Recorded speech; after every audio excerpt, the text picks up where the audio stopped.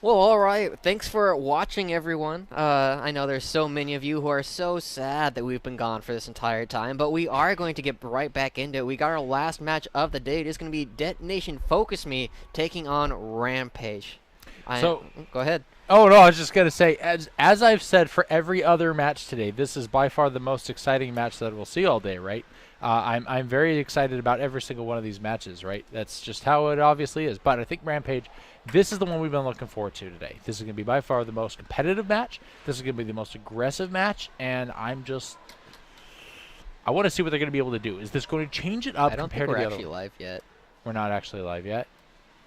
We're live. We've been live for 50 seconds. Ah, so we have. It looks like our stats are just showing that we're Just refresh that offline. page. Well, we are live here, so we're good to Sweet. go. We are So, good. We're freaking out over nothing, but we are live. Like you did say, This is a you very know, professional stream. it is. It always is. This is what we like to see here. Exactly. So I am very curious about this. We have seen all day the meta and the focus is on mid lane and top lane, right? To the point where people are far more interested in pushing the top lane, controlling the Rift Herald, controlling the map than they are the Drakes, and more than they are feeding their AD carries. That's been a result of it. The AD carries have been doing extraordinarily well. We've seen some amazing Thresh. We've seen some amazing Braum plays, in all honesty, but it's not about the bot lane. It's about the mid lane. It's about the top lane. And is this going to be more of that? For the first time, probably not. I mentioned earlier, if you want to talk about good ADCs in Japan, these are the teams that we care about with the good ADCs. You have Yutori Miyashi and Utapon, who have been some of the best players in the region ever since they stepped onto the Rift. Utapon has been playing this game professionally since, I believe it was like 2013 when he joined Detonation Gaming way back when. Saros, the mid laner for Detonation Focus Me, also one of the longest standing players, one of the best mid laners for a long time. And we're getting all these players who have, for this year, both of these teams came together in different ways as almost like little super teams of Japan. Paz has jumped around from team to team. Used to play for Rampage. It's now on Detonation Focus Me as one of the best top laners. Yutori Mayashi used to play for Seventh Heaven. Used to have, Utapon and Saras have been sitting around for Detonation Focus Me for forever, but they grab up Evie from other teams. They grab up Tussle and Dara, who have been the core for this team for a long time, and they just take all these great members of other teams, put them on to these two teams, and well, they've always been the two most dominant teams in the region. Now they're just incredibly strong, and like we said, these AD carries are super, super important to both of their teams. Yutori Miyashi is oftentimes looked at as one of the hyper carries. You have Tussle to put you through the early game. Dara will get you through the mid game, but then at the end of it, you're really looking at Yutori Miyashi to carry everything through. This split, though, that story's been changing up a little bit as Evie and Paz have been taking over the Rift. Paz is probably the most successful split pusher and reminds me a little bit of Darshan or Zion Spartan and what he does. And he'll play things like the Fiora, play things like the Kled, just sit in the side lanes for so long. He also does that. What a nerd. He is one of my favorite players, partly because he's good, Yeah. but also because he is very aware of whenever he's on camera, and he just freaks out. He loves being in the spotlight. So do you like watching any players that are not good? I mean, I like watching Dyrus. What? I mean, it's always a lot of fun. You get a lot of stuff. The Dream meme team that we've been getting these last couple of weeks. I think they've won one game up against E United. Otherwise, they've just been a blast to watch, but not that good. I mean, they have Cutie Pie. I don't know what they're expecting. They have QTPI, they have Scar, they have Japania, and the boy. So it's like, what's not to love about them? But we got these great guys, Dara and Vivid, two incredibly strong supports in the region. You have Tussle and Steel, both two incredibly strong junglers. You have, two incredibly strong top laners. You have two incredibly strong AD carries. But the mid lane is, for the first time, it's weird to say, but Saros has not been performing. Yeah. From what we've wanted him to do. He's still a good mid laner, especially now that the level of mid lane has stepped up in Japan, and he's in a bit of a slump right now. He's not what we necessarily want to be seeing from him. And Ramune, he was a rookie at the beginning of the spring split. He came over from one of the teams in the challenger scene, Crest Gaming, who had just recently dominated one of the local like non-professional tournaments. He's picked up by Rampage, and he does okay, but he plays like 4 champions. Like we said, there's like Syndra, Orianna, Talia, and one other one that, they're all okay. Vel'Koz. No, that's a Saros champion. But, Ramune, he does not play with confidence on this stage. Sure. He plays okay. He plays fairly defensively, but he does not make the kind of aggressive plays that you would want from someone playing Syndra, from someone who puts so many games on Syndra. He takes away the LeBlanc every time, and when you've seen LeBlanc, he played it super well at MSI. He made tons of flashy plays, but here in Japan, he just seems either content to let the rest of the team carry him or to just simply go even. But we are seeing a lot of bans coming out. No surprise, Lee Sin, Zach, Fiora, and the Galio all coming out. Both of these right now, DFM is definitely targeting Tussel's champion pool. Whereas on the other hand, this Galio is not something that we've actually seen Paz play. That's something that is much more likely to be played in the mid lane by Saros. He's much more interested in those wave clear style of champions. Sure. Like we saw. Oops, now you're good. Now I'm loud. Okay, good. We saw him play Ziggs at Rift Rivals a little bit. I would love to see that a little bit as well today. But Kennan's going to be the last ban, focusing much more towards Paz and the solo laners, while right now DFM wants to get Tussle shut down. We said he's the carrier of the early game for Rampage, and if you can prevent the early game from going on, it'll be interesting to see what he's got. But we still got plenty of junglers. Kha'Zix is available. Rek'Sai is available. Graves is available.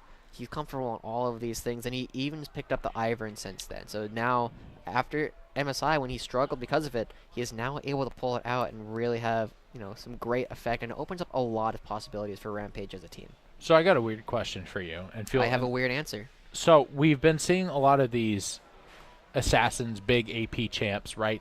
And so we've seen a lot of focus with big burst AP. We've seen a lot of focus with assassins. Well, not assassins, but single target nuke, right? Mm-hmm. Why have we not seen more Diana? Is she just at a bad spot right now, or I is that just seen not Diana in a long seasons. time? Yeah, neither have I, and there's probably a reason why, and I'm curious what that reason might be. I think so. One of the things that is super important at the professional level is you want to. It's a similar reason why we don't see Akali or Master Yi even. Mm-hmm. Diana has such a punishable levels 1 through 5 before she gets her ultimate.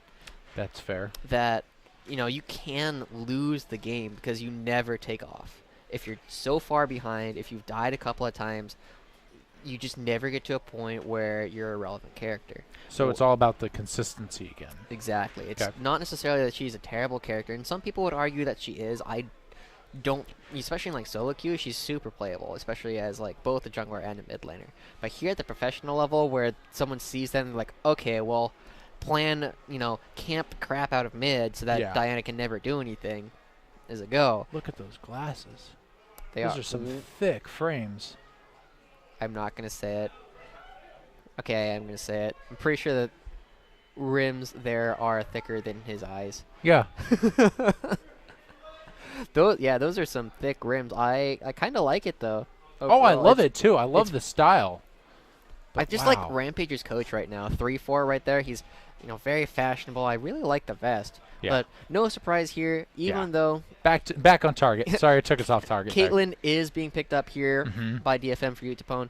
That's okay with Rampage. Rampage has put so many games of Varus onto Tormiyashi this split that it's really not a surprise in the slightest. Both of Vivid's primary supports are being taken away. Both the Thresh and the Kench being left there. Whereas the Camille, we've seen a couple different versions of Evi's Camille this split. We saw him, I like to call it the Evie show. He just goes on and he brings this mentality to it where I need to carry on this champion. And, if that gets him really far ahead, fantastic. But if it puts him behind, he's in trouble. He keeps trying to make the plays anyway. Sure. And playing Camille turns Evie into Hollis. Okay. He makes these aggressive plays, and if they work out, great, you won the game. If they didn't work out, crap, you lost the game. Sure. So, but right now, we do see Ramune going back to that signature champion of his, up in the mid lane, up against Paz. And it does look like Paz is hovering towards a Shen. We've seen a little bit more of this coming out for DFM, and I really do like the adaptation to the meta. It is, really cool to watch them do that. Paz is a split pusher, but he usually plays the more aggressive split pushers, but now putting him on the more tanky supportive split pushers is a good evolution of their gameplay. This is the first time in a while that we've seen a Thresh band and not a Blitzcrank. Do you think they may pick up the Blitzcrank, or do you think that they're going to be looking for something a bit more tanky?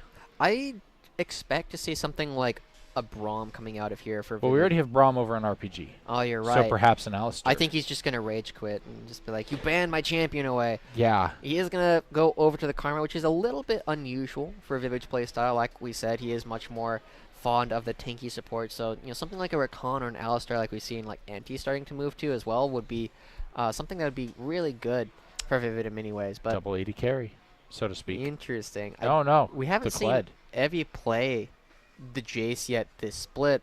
The Jarvan seems like something much more his style. Stop teasing me. Just play the Urgod jungle, please. Come on. I played against that a couple of days ago, or maybe it was last night. It was, well, it didn't help that our Nasus started the game 0-8. So I mean, it was kind of like, well, what do we even do? Yeah. Actually, a friend of mine back from college, he loved to play J4 any position.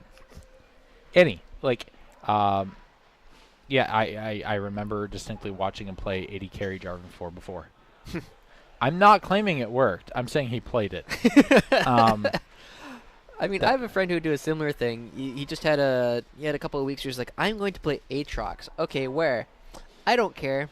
So he played Aatrox, AD carry. We often tried to pair it with like a Leona or something so that you could go in. It worked sometimes. Yeah.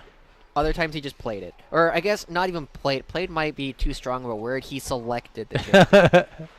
But, he participated.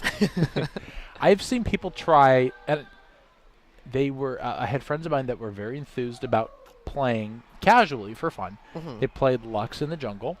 I because did that they're once. like, but the passive, it works so well on jungle monsters. I'm like, no, it does not. Alternatively, I will admit, to the frustration of my friends, I have played Leona mid because she has incredible AP scaling. You just pick up a Lich Bane on her and you start working with her. And it's not too bad of an idea. I also am very weird, and I also try and put a Gnasher's Tooth on her. Well, that's something else. That is a bit of a stretch. It doesn't work at all, but I really like it. It's fun. I'm not saying it's good. It's just fun. There's a conversation my friends and I were having a while back about what different people's iconic champions were. And there's the Irelia player, then there's the guy who plays Jarvan and Shyvana. There's someone who plays like Zed and Riven kind of thing. But they were having some trouble coming up with what my signature champion was. So, some people throw as like, oh, is it Ziggs? Is it Lulu? Is it Shen? Is it Jace? These are all champions I played. And then one guy realized, no, it's Twisted Fate. Why is it Twisted Fate? Well, one, because at the time I was a pretty solid Twisted Fate.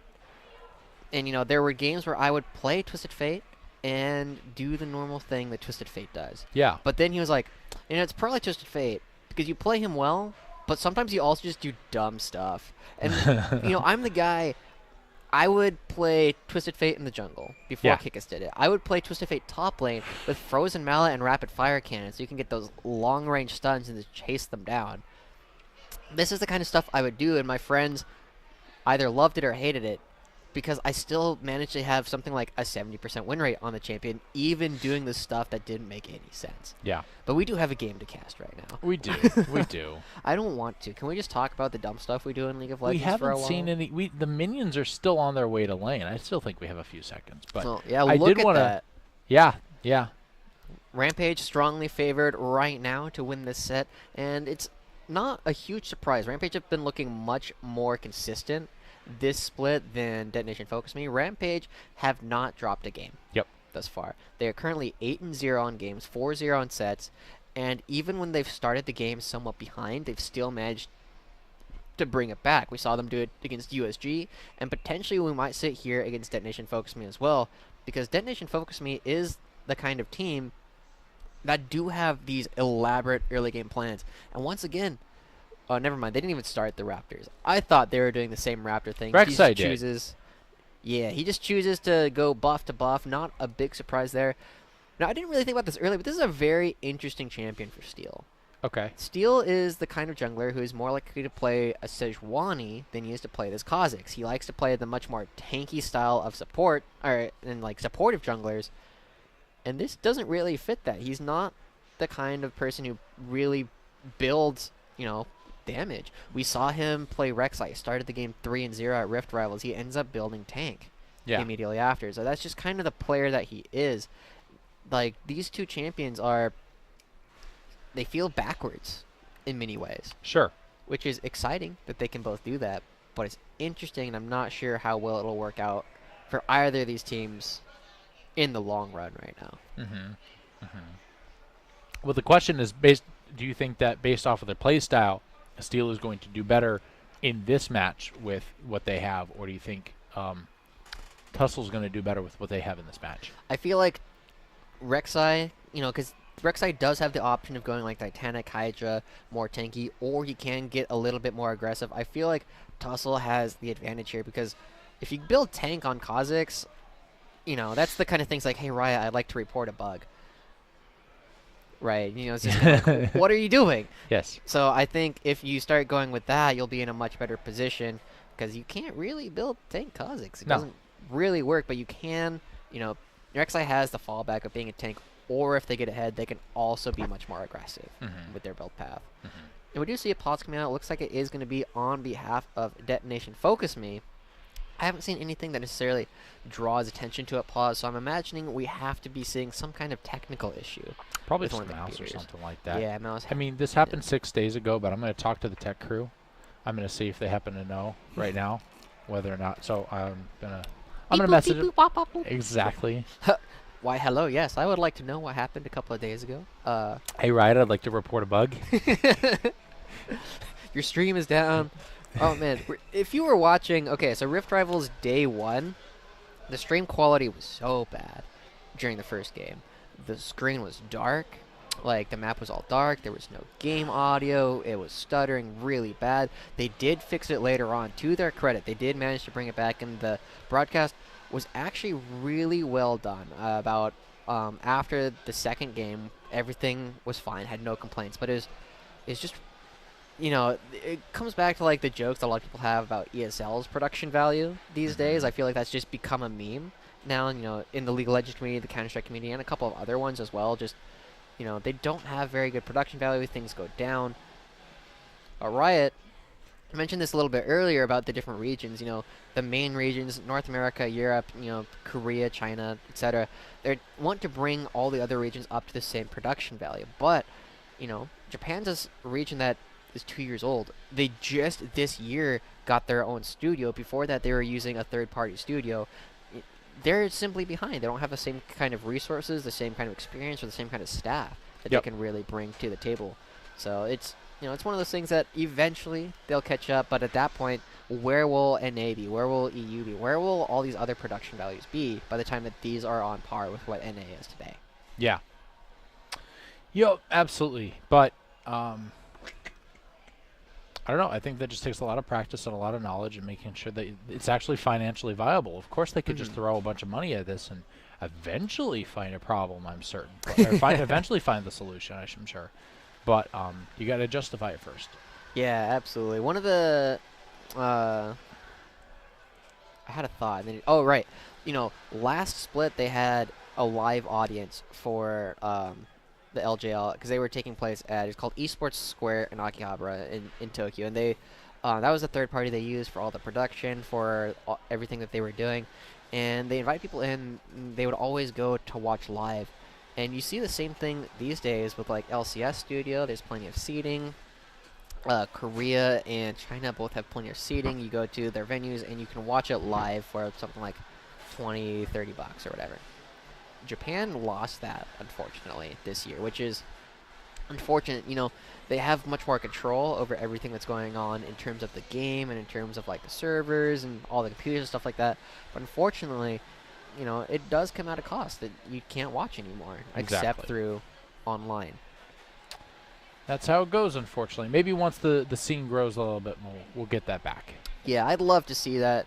Japan's a cool scene, and especially with how well they're doing at Rift Rivals right now, they're starting to, be noticed by a lot more people internationally as, hey, these guys don't suck. Yeah. Maybe one day they'll too beat the NA teams. They might be a better wildcard region than NA is. Yeah. But NA's doing well at Rift Rivals. Anyway, Steel is coming up towards the top side of the map. Not necessarily looking for a dive quite yet. That would be a tall order for Shannon Kha'Zix to dive a Jarvan at this point in the game. Instead, just looking to steal away a little bit, but finding Tussle. That was a very little close setup by Tussle. Gonna deward. I think that's actually a rather important one, right? That ward's not a bad spot to get to deward right off the bat. It's not just a simple ward. Oh, look at that shot coming in from the Syndra.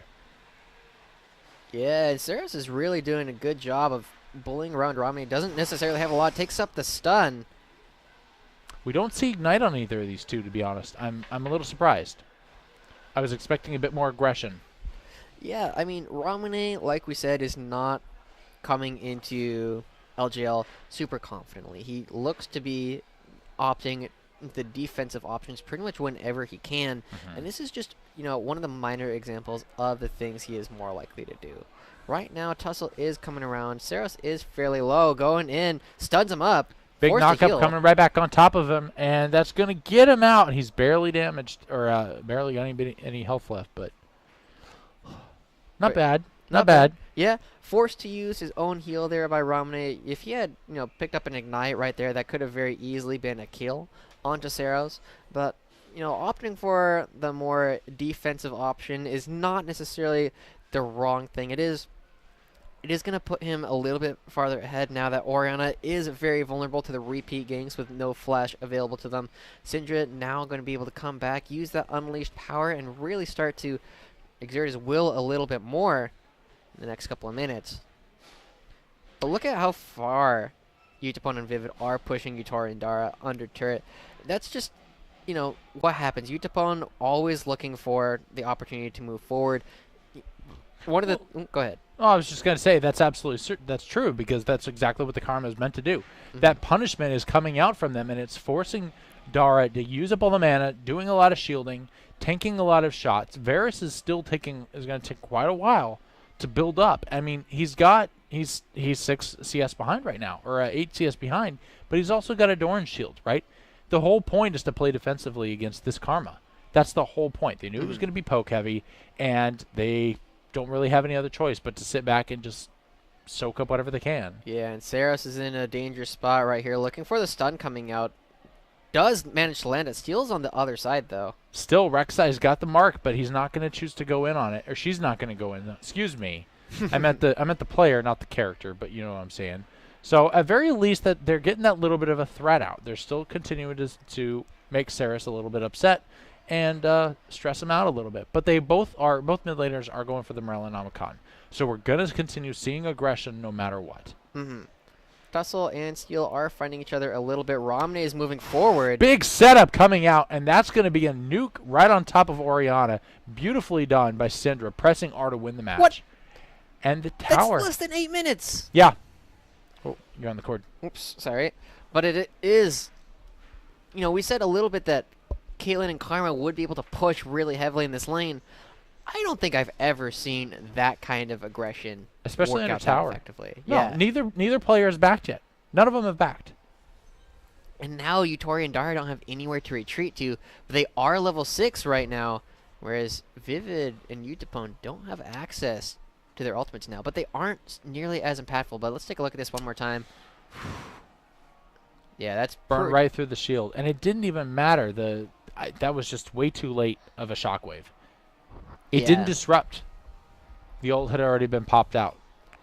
Yeah, and that just puts Saros in a bad spot right now. Romney currently up 20 CS, as well as just sitting on the Sorcerer's Shoes already. And right now, Steel hasn't just hasn't done anything yet. He's popped over, got an award down, it was instantly cleared by Tussle, and he's just trying to do what he can, and wow, would you look at that. Yeah, but here's my thing, though. Steel really hasn't been... maybe I just haven't noticed, but Steel has not been helping out in mid lane. Has Steel been rotating to other lanes? He hasn't ganked anywhere yet. Exactly. Yeah. And that's what I thought, but I wanted to be certain because we've been seeing Tussle do that. Tussle's been mid 3 times already? First one got a flash, second one not a whole lot, the third one actually. I mean, Yeah. DFM has got all the advantage that they possibly needed on the bottom lane. So that's bot space bot lane. Steel had plenty of opportunity to move top, to move mid, and help out those lanes. And 3 attempts have failed, Steel has not moved mid 1 time to help out. So even with all that space bot lane is purchased, I don't think that I don't understand why he hasn't been helping out at least a little bit. Yeah, he did dissuade a little bit of movement by Tussle, but it wasn't even that much. Steel, just unfortunately, we said this was not his style of champion, and he's not doing anything with it. And I can't say I'm really surprised about what's going on. It's not something he wants to be playing. It's very surprising to me that he does opt for this over things like the Sejuani, over things, like the Gragas, which were both available. Yes. So that's going to be, I don't know what kind of influence Steel is even going to have. As a matter of fact, even with those 3 ganks that we've seen by Rek'Sai over with Tussle, he's still up in CS. Rek'Sai is down, or Steel, Kha'Zix, excuse me. Kha'Zix and Rek'Sai, that always bugs me. Every time. It's not just today. So we've got Kha'Zix, right? Down 6 CS and has done no ganks against a Rek'Sai who's had 3 ganks and is up. So I don't know what else really to tell you right now about that. Yeah, it's not good. It's not looking good for Steel because if he doesn't get ahead, Kha'Zix does okay when even, but he really wants to get ahead. He wants to be able to assassinate the backline. And you have a relatively immobile backline. Neither Syndra or Varus have any built-in escapes. They're relying a lot more on CCing anybody who jumps in on them. And if they land onto Kha'Zix bursts very quickly. At the end of the day, he is still a bug. He can be squished. He can be squashed. He can just move around. You just hit him with that fly swatter, and now we see Tussle finding Steel a little bit, forced to just jump out over the wall. So if Steel is not particularly strong with a Kha'Zix, do you think that there's a different assassin that would have probably suited him a bit better? I don't know if there's an assassin that suits Steel particularly well, which is potentially hurting him a little bit in this season, in that he does not have the same kind of playstyle that many of the other junglers. And that, look at that big shockwave coming back in on top of Ramune. It's not going to do a whole lot of good. Steel actually continue to dive in. There comes Shen. Shen continuing to help out as well. Evie is actually wanting to help out on the fight as well. And here we actually see a bit more of aggression. The knockup coming in. Everybody's going flying consistently. There goes the Syndra ultimate. Is not enough. The shield is late, but is completely irrelevant. Dara is continuing to get tanked as well. And everybody walks away. It was a lot of damage to a lot of targets, and nobody gets picked. Well, that was interesting to watch. There was a lot going on. Fantastic flash by Ramune. Keeps him out of range of the taunt coming from Paz. And right now, Evie goes in, tries to burst out the Shen, but Shen is still fairly tanky. Ooh, good dodge there by Steel, dodging away from the flag and drag, but neither mid laner is in a great spot. Misses a scatter the weak, no ball behind it. Oops. No, that's the box. It's all good. Okay. Cool. I thought I was on the court again, but right now, everybody came down. Only the ADCs weren't in a spot to do anything, which is not the biggest loss for either team right now. Neither ADC is really at a significant item break point. They're just sitting on, a Bilgewater Cutlass and a BF sword. But the ultimates comboed around were all just a little bit weird. There's a lot of focus by Rampage onto Shen, and he's not the target you really want to be trying to burst out at this point in the fight. You want to be hitting Saros. You want to be hitting Steel.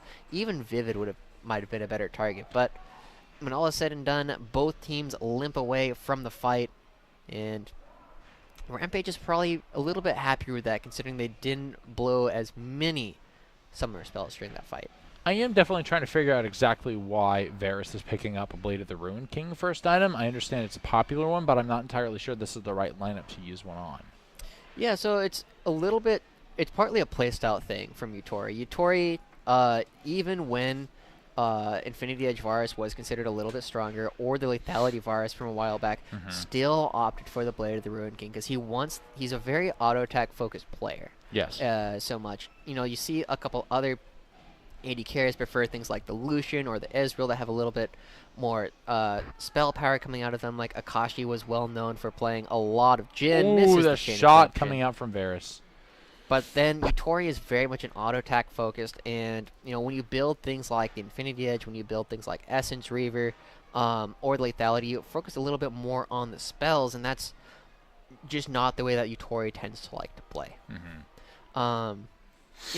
Varus is in a spot right now where conventional wisdom is Blade of the Ruin King is more consistent than the Infinity Edge version, but not necessarily hugely better. They're pretty even in terms of like raw damage output, but Blade of the Ruin King spikes a little bit earlier because he will finish that before Utapone has a completed item. A lot of damage coming back out top of Vivid, getting knocked up after the stun. He's not in a good spot right now. Continuing to pressure back, and in turn they are able to pressure back on top of Braum. So that's going to signal the retreat for DFM as they're able to get out, but that was a little bit of an interesting fight to see both teams' supports be focused rather than the AD carries. Yeah, and it was Vivid is on that much squishier support. It's something you do want to burst out if you can, simply because right now both teams are just looking for gold. Both of them are pretty even if one of them is able to jump to a lead somewhere. Right now, that first turret lead is unfortunately not panning out for anything here for Detonation Focus Me, as they are still behind a little bit in gold, as all three members in the top side of the map are currently sitting a little bit behind in CS. Yeah, but at the same time, back up in that top lane, we have seen the rotation. We do see the AD carries and the supports in the top, which is a little interesting to me. But more importantly, we did see the heal have to come out of Utapon, right? So we've already seen a little bit of that sacrifice. We still have all summoners back up on RPG. So, I don't know. All things considered, we do see RPG a little bit in the advantage here. It's not much. It's a very minor lead, but it is there, and it's starting to make problems for the rest of the DFM. Yeah, and right now, we talked a little bit about how previously Detonation Focus Me and Unsold Stuff Gaming in their set, they just pretty much ignored the Cloud Drake, and Detonation Focus Me and Rampage are doing pretty much the same thing, but they're also not choosing to go for the Rift Herald right now, and it's an interesting style decision that they have to choose what it is that they are going to focus on, but even just picking up the Cloud Dragon, it's not something you want to fight over, but if you can pick it up right now, it'll be good because it does offer more opportunities to pick up later dragons, as well as making your Elder Dragon stronger. So it is looking way down the road, and simply because neither team has any vision in the area, it could be pretty easily picked up if either Tussle or Steel did choose to actually just allocate any time towards that. I mean, we do have a prime opportunity right now that both players on RPG were able to push in the lane and see what we could do, but we really still haven't seen too many gank opportunities coming in from Tussle or Steel. So it's a small amount, but we're 17 minutes into the game. We've seen one pick, right? Ooh. We haven't seen any. This might be our second one. Finding their way to Finally coming right back on top of Steel, is able to dodge back out, dodges the Cinder with a nice little flash, gets the nice shield coming back out from Orion as well, but unfortunately it's just a little too late. So at least they forced that back, but I don't know if they're going to be able to translate that into anything. I don't think so either, and while we do see right now, these two teams are incredibly even, pretty much. There's effectively no difference between these two teams. It's 1,000 gold at 17, 18 minutes. Not a whole lot of difference, and neither team coming out. Utapon is opting for the rapid fire cannon early as opposed to the static shift, which is an interesting decision. Definitely looking to poke out Yutori Moyashi a little bit more, just with that extra auto tech range, but otherwise they're super even. They're just looking for ways to get the advantage, and once one team opens the advantage, this game will explode and just burst wide open as they finally do so. But both teams timid. They both know that this is for first place in the league. They both are looking to go to Worlds, and they can't afford to drop a single game, finding their way onto Vivid. Big shot coming back out from Braum. Big shield also coming right back on top of Vivid. It's not going to be enough. He's about to drop down to Tussle, who's going to get the pick, but it doesn't matter too much as the rest of the team is ready to back out all the same. Perhaps, are they going to go for Herald, or how are they going to translate this into more? It's interesting right now with Shen on the other side of the map. Evie and Paj are just trying to stop each other from doing anything, and good job on Evie stopping the Stand United from actually completing. If that had come around, that could have been a very different fight, as Oriana was already moving up for a potentially devastating shockwave. Tussle is looking around, and right now, Romney is slowly picking apart this mid lane turret. With just a little bit of attention, they could very easily turn that into, their first objective of the game. Sure, but Shen is doing a brilliant job actually pushing in that lane right before they're about to teleport home. Jarvan for taking out the rest of that jungle as they rotate mid. But, I mean, at least they tried a little bit of a split push to negate the damage that they received from losing their karma. But I'm not sure. I don't know. It doesn't feel like any team is really in the position to take more than a kill. Yeah, it's true. Both teams are currently sitting on roughly even tempo or momentum. Neither team really is in a spot to dictate the flow of the game, which is, we're waiting for somebody to either have a great play or for somebody to mess up. And right now, Vivid might be messing up once again. He doesn't have flash available, and there's no... Finally getting the extra stun right on top of Karma. She's going to drop yet again. That beautiful startup from the Braum is what allowed that one to happen. But even so, she didn't have flash, so I don't know how she was going to get out of that one.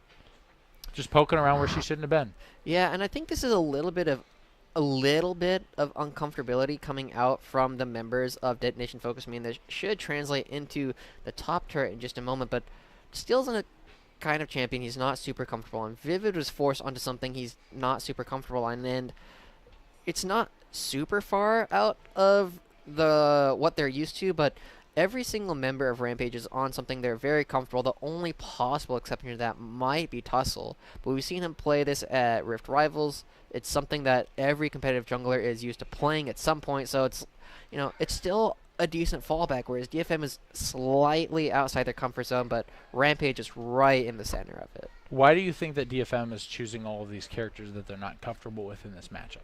I think that they were... honestly, the Kha'Zix one, I couldn't tell you. There's plenty of options available to them. Maybe they just weren't feeling it. That's very much a thing. You go to a tournament just like, hey, do you want to play your signature champion? I don't know, man. I'm just not feeling it right now. And that can be a big, that can be a really big deal. Vivid, I think, was forced onto something he wasn't really comfortable on. They banned away a bunch of supports. Tom, Kench, Thresh, Braum are all taken away, and those are the quintessential Vivid champions. And he can fall back to things like the Karma, the Lulu, the Nami if necessary, but just not being able to find the kind of thing he wants to do. And he's being in spots where it would make a lot more sense if he was playing that tankier champion. Sure. And took longer to kill, but unfortunately just not paying off right now. That's fair. That's very fair. Big shots coming back in from Syndra back on in mid, looking for the Oriana pick. It's not going to do any good. Tousl's actually getting a little bit of a slow as well, but once again, a lot of poking around that doesn't result in anything. And look right now, the CS numbers were a little bit in favor of Rampage earlier, but they're definitely super even right now, as all the members of Rampage are starting to move towards this mid lane. Tussle is looking for a flank, and even Evie's here ready to party. They want to take down this turret really quickly. Paz, though, is in the side lane, is slowly pushing around. And Rampage is going to back off, not able to find a good flank opportunity. Evie and Tussle are just going to have to go back to their respective farming zones. And we'll try it. We'll see a repeat in a couple of moments, I'm pretty sure. Yeah, I think a big part of it is the fact that RPG is so insistent on taking this tier 1 back in the mid. Braum's pick has actually had to happen. Nice setup coming on from the rest of the team as well. They're going to get a couple of ults out, and it's not going to translate into any kill of any form, and they're not even getting the tower. So you've spent the Braum ultimate. You've spent the Varus ultimate, right? And I just don't – it's still not turning in anything for either team.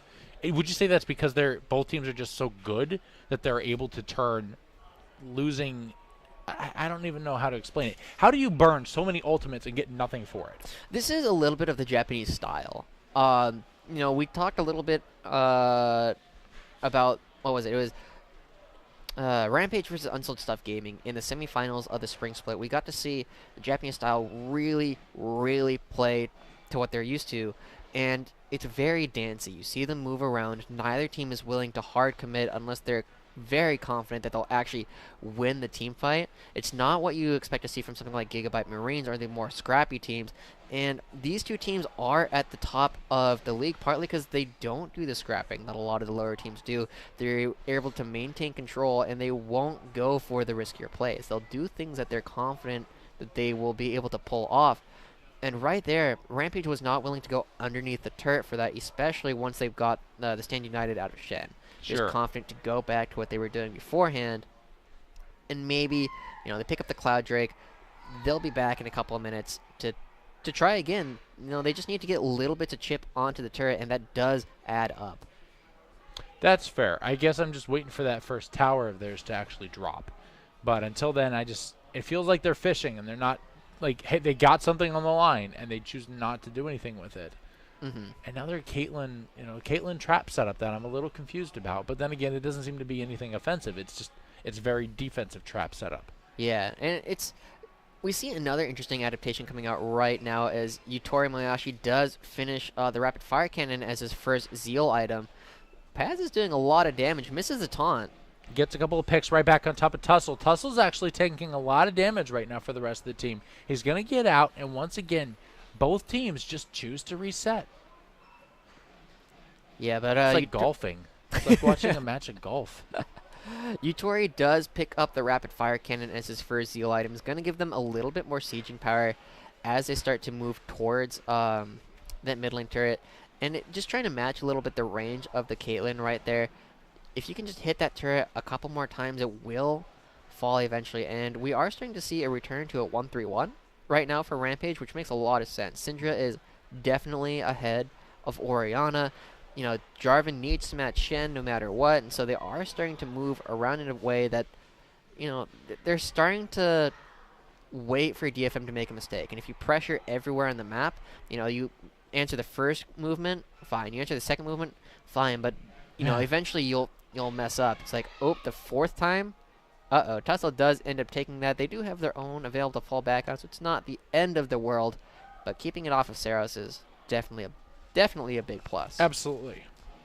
Especially the fact that it was just like, now that they have a double buff set up, like, all they have to do is rotate to their own blue buff. They've put that one back on the Cinder as well. And, of course, Rek'Sai is not the biggest blue buff carrier, but at very least, like you said, it's making sure that they're not putting it on the Orianna. And, man, this turret is just sitting so long. This is actually really surprising that they haven't just been able to brute force their way just a little bit. I'd like to see Evie come up a little bit more, or the rest of Rampage to start finding wards on the left and right side of that turret so that Evie can just come over the wall and find his way onto someone like Yutapon or that Saros and just start trying to burst them out, because right now, like, other than the fact that this game is super even, it's honestly a little boring. It's extremely boring. We're at 27 minutes in, and we've only seen one tower drop. Well, two. We got the top one for... Okay, well, sure. The first one was at 8 minutes, but we've still been at, like, 15 minutes since the last one fell. Exactly. I mean, I'm not entirely sure what to say at this point, because not to, like, knock... These players are a lot better than we are, right? They understand... Well, I don't know, man. I'm Silver 4, and I can play these guys. Well, but you're on Reddit. That clearly makes you Challenger by default. Exactly. You don't know how high my MMR actually is. Yeah, easily. That's the problem. They're not on Reddit, so they just don't get it, right? So, no, that's, I really don't know what to say. The amount of passive behavior, I'm curious to see how these teams actually hold up throughout Rift Rivals, because I don't feel like this level of passiveness is going to fly. Yeah, you can't they did just very sit. well. They did very well. Yeah. I'm glad to hear that then, because in all honesty, it's to me the teams that have defense wins games. I get it. That's the way it needs to be. But at the same time, I feel like your inability to pull the trigger and make a move is crucial. They need to learn how to do that, and they don't. Yeah, and I think right now it's speaking to how even the two teams are in ability, in that neither of them are able to find a whole lot. Rampage is slowly pushing in. There is a slowly growing gold lead, as they are just able to take, they aren't able to completely take away Detonation Focus Me's jungle, but they are able to take bits and pieces here and there, and that does slowly add up. Right now, the Gromp being the newest prize for Detonation Focus Me, where Evie and Paz are sitting in the side lane waiting for something else to happen, because at this point, neither of them are going to kill the other. Right. Well, we do see ultimates coming back up on Orianna, so where I am hoping to see a little bit more of aggression coming back out from DFM right now, but it's been a very, very slow game thus far, so I'm still shocked that turret's still up in the first place. It's got like one auto shy of going down. Well, let's take a look at the compositions a little bit right now, because normally there's a reason we see Ashe as being a very popular AD carry, is because she allows your team to force pretty heavily. You do get that Ashe era, you do have to go in now, whereas you don't really have that with Caitlyn. Hey, we got it. We did it. Everybody retreat. We did the thing. But there's nothing like that from Rampage. The only thing that they really have as a guaranteed engage is Jarvan jumping into the enemy team. And there's nothing like that on Detonation Focus Me. Who engages for Detonation Focus Me? Absolutely. I really honestly don't know. Perhaps the I don't know, Steel at my best guess. But in all honesty, he's not even all that confident in the character. Yeah, if they find like a submarining opportunity where Steel finds a flank with Paz on top of him, they can get a great flank engage. But other than that, or like a lucky shockwave coming out from Saros, you know, from a misstep from like either Utori or Ramune, there's not a whole lot for Detonation Focus Me to go forward with. Right. At the same time, Rampage, they do have a little bit. They have like the Chains of Corruption from Varus as well as Evie jumping in, but both of those are significant investments that they have to make. They are, and they have given those chances. They have taken a couple of shots. We've seen a handful of Braum ultimates. We've seen Varus do a couple of lockdowns on various characters, and they've locked. They've connected. But at the same time, they've always been under tower, and RPG's been too concerned and too worried to actually follow through. So in one hand, it's worked out, and the other hand, it hasn't, because it's forced flashes. It's forced them to back off. But if you can't take anything off of that advantage, then what's the point? It's true, and right now, Rampage has rewarded themselves with a second Ocean Dragon. Currently expending, the gold lead is growing, at least. It's not staying static. You know, about probably 10 minutes ago, it was half what it is now, but that still means it's a difference of 2,000 to 4,000 gold. Yeah. And right now, Rampage is starting to push around. They are starting to get a little bit better vision control, but otherwise, the map is pretty static. But, you know, when these games start to get later and later with a team so dead on even, it just means that whenever one team does make that mistake, the game will almost instantly end. This is, you know, almost like an SKT style, right? They move around.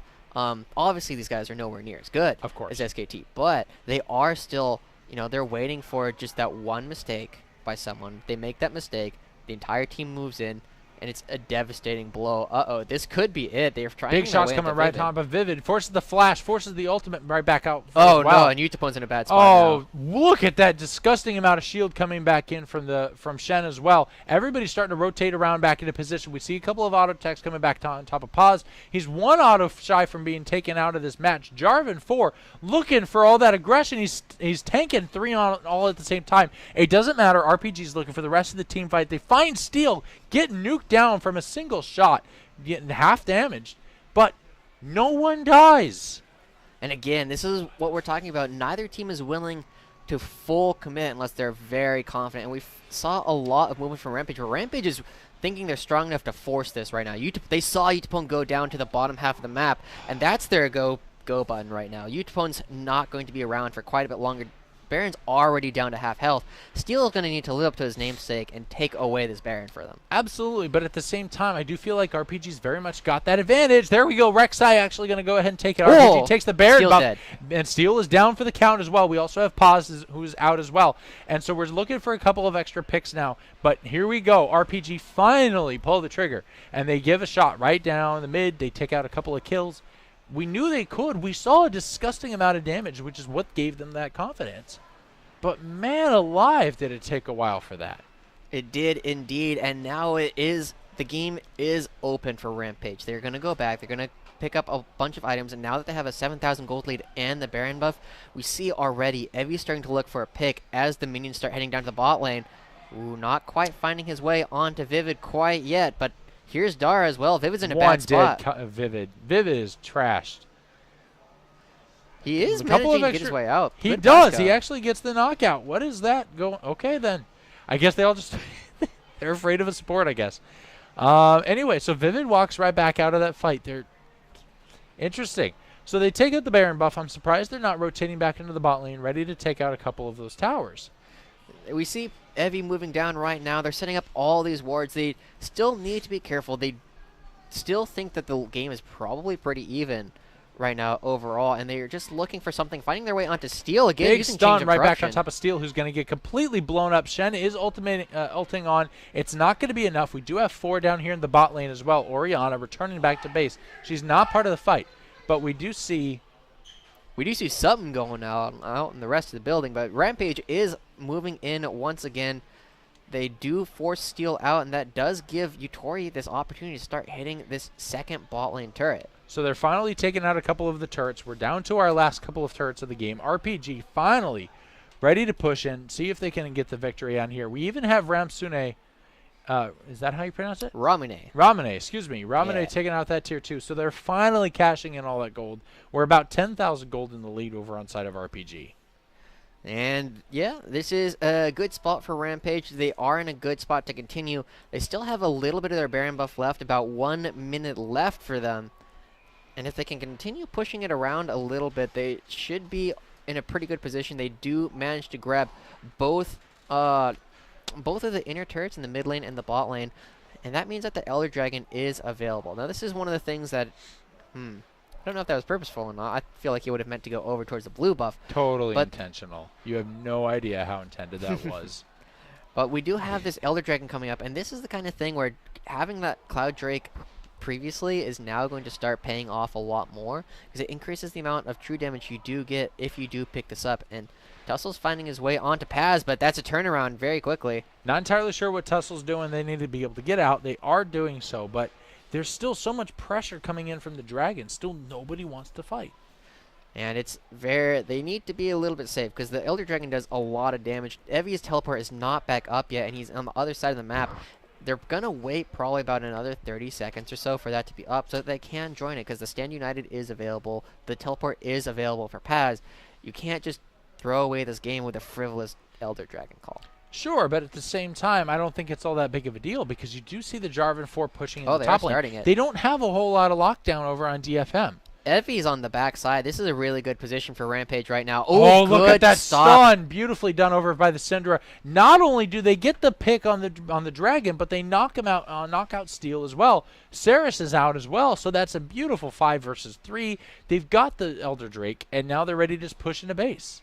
Yeah, and that's 2 members dead. Evie was on the backside. He did manage to find his way onto Saros during all that. Definitely keeping the Shockwave from coming out was hugely instrumental for that. But right now, Rampage is going to be pushing in. They have the Elder Dragon. They have Yutori Muyashi still alive, currently sitting 0-0-5 actually. And Rampage is deathless right now. And that's, you know, we talk a little bit about the defensive way that they are choosing to play this game, but it is, you know, they haven't made mistakes really. They've lost only 1 turret thus far. Rampage? Yeah, Rampage is deathless.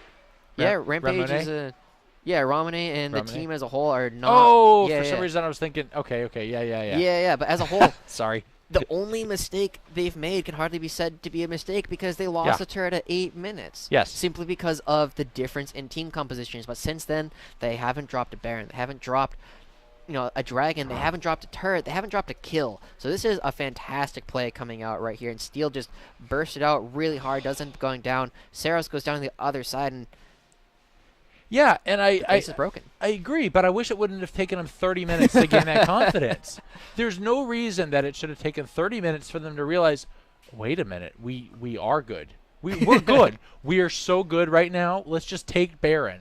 And it took way too long, but they finally got their footing. So perhaps we'll be done in the next couple minutes. But I was actually going to say, if they would have just pushed down mid and taken the game, 36 minutes, as you know, as drug out as those 30 minutes were, that would have actually probably been our fastest match of the day. Well, we had a 26-minute one. Oh, that's right, we did, yeah, didn't we? That was very fast. But still, it's, you know, a good showing by Rampage overall. It is a much more macro-oriented style than Yes. we are sometimes used to seeing from these guys. Especially Tussle didn't have he had a decent early game, moving his way onto Saros and getting Ramune ahead. But again, Ramune not playing with the confidence that you might expect from a Sinja who is as far ahead as he was.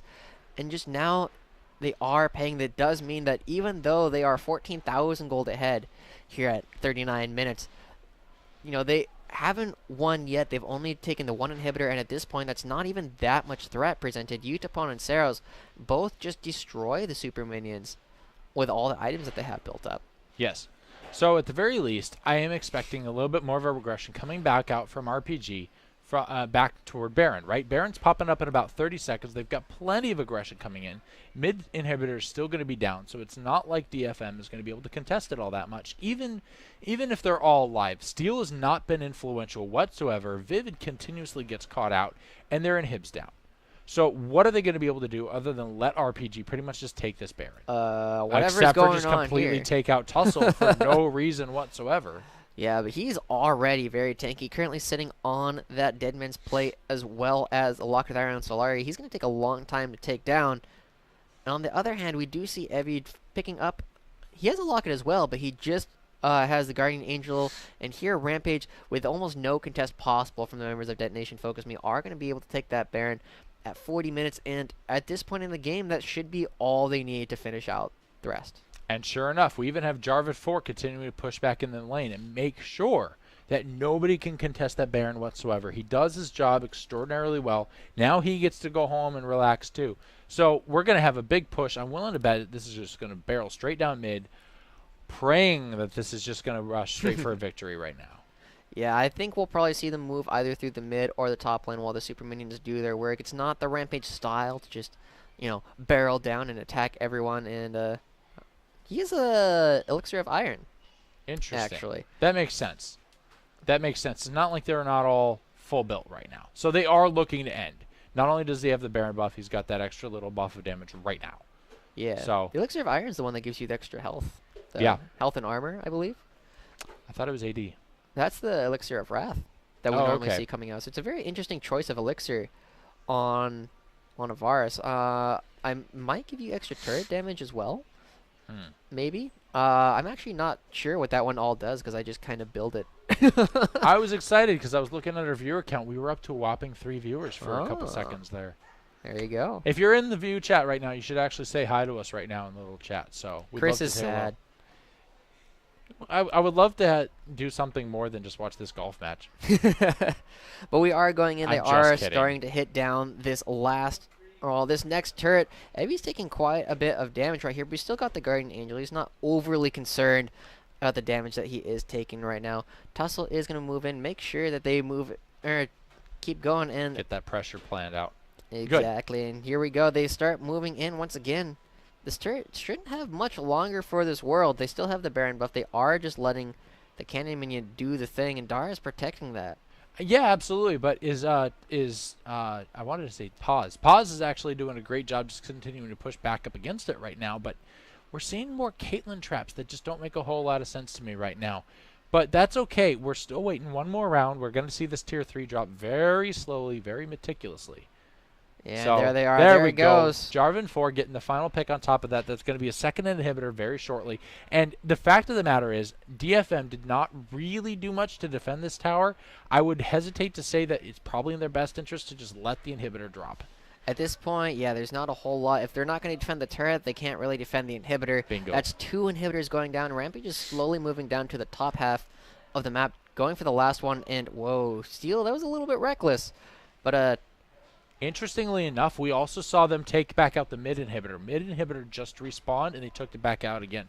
So mid and bottom are on fresh inhib cooldown timers. indeed. And right now, Rampage is going to be heading down to the top side of the map, take the last one, and DFM needs to fight here. Yes. If they wait for the last inhibitor to go down, playing up against the double inhibitors, or triple inhibitors, double super minions in all the lanes, there's not a whole lot for them to really do. No, absolutely not. But I'm not entirely sure what else they're going to be able to do about this anyway, right? So, Yeah, a big stump coming back in. Sarah is actually forced to shield himself. And look at this big aggression coming back out from Tussle as well. So they're just splitting all 3 lanes right now. I'm not sure what else they're going to be able to do about this. Right now, DFM needs to engage. Tussle is too far to really have any effect on it. Sure, but who? You can't, that's true. You can't. Any one choice, any 2 choices are the wrong ones. If you choose to even step away. There it is. Needs to big get aggressive a coming good back one. in. Here comes the heel right back onto under Ramune. And it's not going to do any good. Look at what happens right back in the mid lane. As we were talking about, Tussle and Eevee are continuing to push right back in, and it forces that tier 3 to that tier 4 to continue to be protected as well. Pos is actually continuing to push right back in on top. Tussle's about to drop. He's dangerously low. The rest of the team are being forced to split back up into the top lane, and everybody is just continuing to be split. Nobody drops, but there's a lot of tension. There's a lot of pressure going on all teams. Syndra continuing to drop her ultimate, stun out a couple. It's not going to do a whole lot of good. A handful of people stunned. Look at that Braum damage. Continue to get pushed back out. Syndra looking for a little bit of damage. There's the dive back in from Steel. It's not going to get the pick, but you know he wanted it badly. Evie diving in, dropping his ultimate. Getting the pick on top. He's going to force right and back out. Jarvan 4 continue to run as best as he can. Evie's looking for the pick. Gets the flash over the wall. Look at that shot coming back in from the Caitlyn. She desperately wants it. Looking for this shot. It's not going to count. The continued damage right back on top of Varus. Gets the blast cone right back out. What is going on? Nobody dies in all of this. What is this? I think it's pretty interesting League of Legends there. It is. It's absolutely interesting. But it's like, how does so much action happen and yet no deaths? We didn't even lose a tower. Yeah, they really didn't. And it's Japanese League of Legends right here, Chris. This is what we signed up for. This is what these 2 teams do. They just choke you out, and they are starting to move towards that better style of, in theory, a perfect game should only ever have kills happen at the Nexus. Yes. Played by Rampage, or by whichever team wins. Mm-hmm. And right now, Rampage is doing their best effort to do that. Unfortunately, it's not very interesting to watch. I want blood. Yeah. It's not particularly that I want blood. I do. I want to see chances taken. I want to see a flip. I want to see a team take a chance. Mm-hmm. I want to see them risk, which is not what they want. It's the literal opposite of what they want. They want plan. They want to see, I want to see 100% chance here that something's going to happen in my favor. I don't want to see a 99% chance because there's a still chance that something's going to fail, right? Mm-hmm. That's not what they want.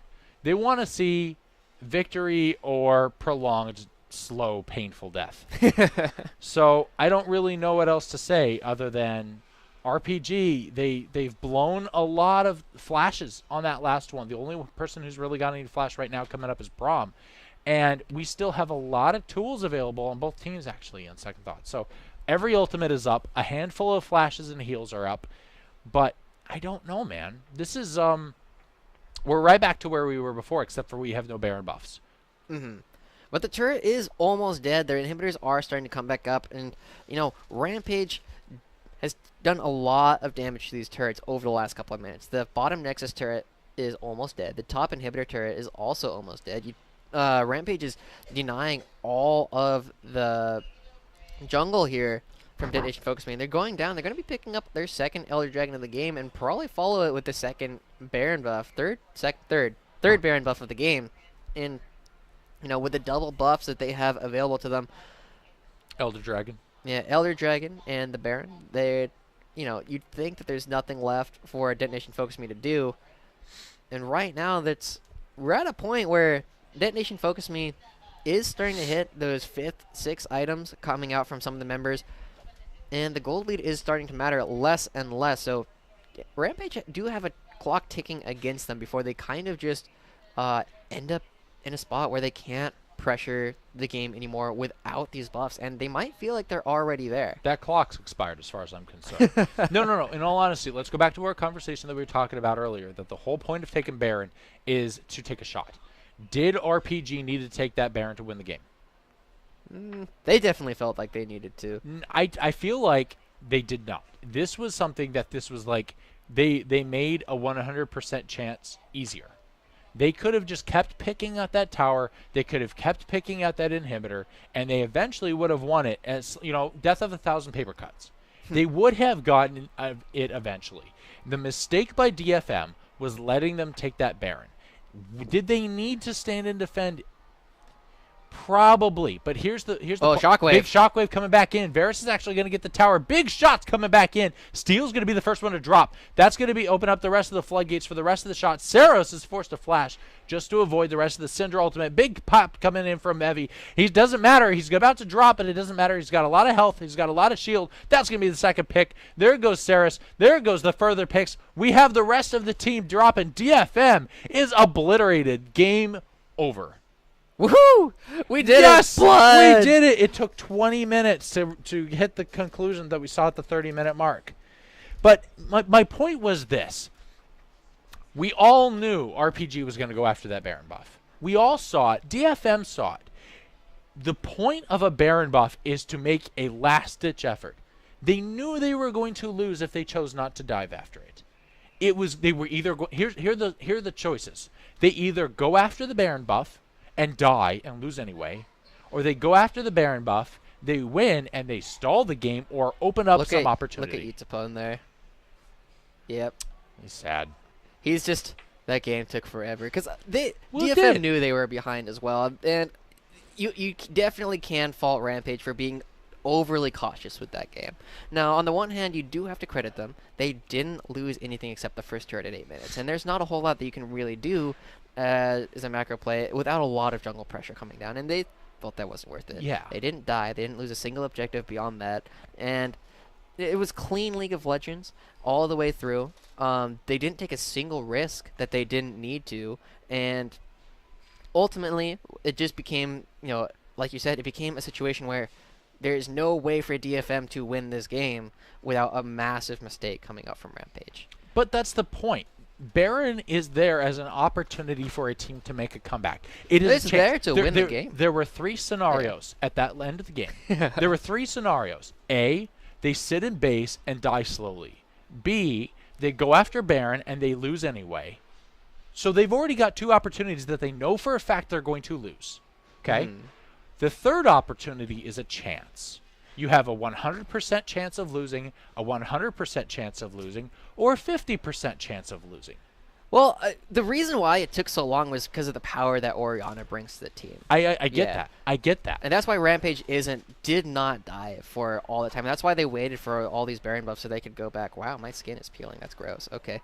Now the world distraction. knows. Yeah, now everybody knows. But, the Orianna brings out so much threat to the team. But, it's true. The game was likely over at around probably the 20-minute mark after that first turret went down. Yes. When Rampage took the first Baron after quite a long time, it was simply a matter of time before they pushed in with the playstyle that they had. Did it need to take 20 minutes? No, it really didn't. But it took those 20 minutes because the teams realized that if they kept playing, that they wanted to continue playing a safe but slow death. Right? My point is this. Yeah. I don't think these teams understand. It goes right back to objectives. It goes back to the correct timing and the correct importance of objectives. You need to know when are the right times to take a chance. And these teams don't know how to win. They don't know how to take a chance. These 2 are the top best teams in the league because they make very calculated choices that present as few risks as possible. But they never will go for a Hail Mary. And I feel that holds them back. They will never play an Xpeke. Well, they will never take that shot. But we'll take another look at what USG did earlier when they had like a super low damage composition. One of the important things that you need in a team is you need the ability to engage, and it looks very much like a drafting issue once again from Detonation Focus Me. They did not. I mean, you said it a little bit earlier. How do you get onto the team? You don't. You have Kha'Zix face tank, everyone jump in, and tank Kha'Zix isn't exactly good. You've wasted a pick there. Shen can do it, potentially jump in, get a good shockwave, but that's, if you miss that shockwave, you've also just lost the game. That's not how DFM can't engage. Rampage doesn't need to engage. But that's not how Shen should engage. Shen engages by watching another teammate engage, and he joins in on him, which is also why, what's his name? He's been banned out every single game today. Zach? No. The new reworked character. I'm going crazy right now. Anyway, the point of these new tanks is that the point of these new tanks with the new Shen, with the new whatever the character Galio. Yeah, the way that these characters work is they wait for another teammate to engage, and then they back them up with extra armor, with extra. Well, then who was the one to go in? Exactly. Yeah. They so didn't have one. Issue. So it was totally a drafting issue. DFM couldn't engage because anybody who goes in, they trade a member for a good shockwave. Yes. Is what they do. And unless that shockwave, either forces Yutori and Ramonate out or kills them, or they lose. And that's it comes down to DFM didn't have anything to do. Yep. And it was a drafting issue. They didn't have the ability to engage, and Rampage recognized that they didn't need to engage. They could just let DFM slowly die. And there needed to be something. Steel was on a character he's not. I don't want to see Steel's Kha'Zix ever again. No. I don't want to see Vivid's Karma ever again. Both of those champions were not good champions for these players, and if they continue to do that, we're in a rough spot for this team. Luckily, we are going to get into another game. You just want to jump ahead, get the next one in? I do want a quick break. I don't think we right. need the full 6 minutes, but I think we should take a slight break. Well, you heard it here, folks. We are going to take a couple minutes, and then we'll be right back with Game 2 of Rampage taking on Detonation Focus Me as we continue our broadcast of the LJL tonight. Give us maybe 2-3 minutes. We'll be right back.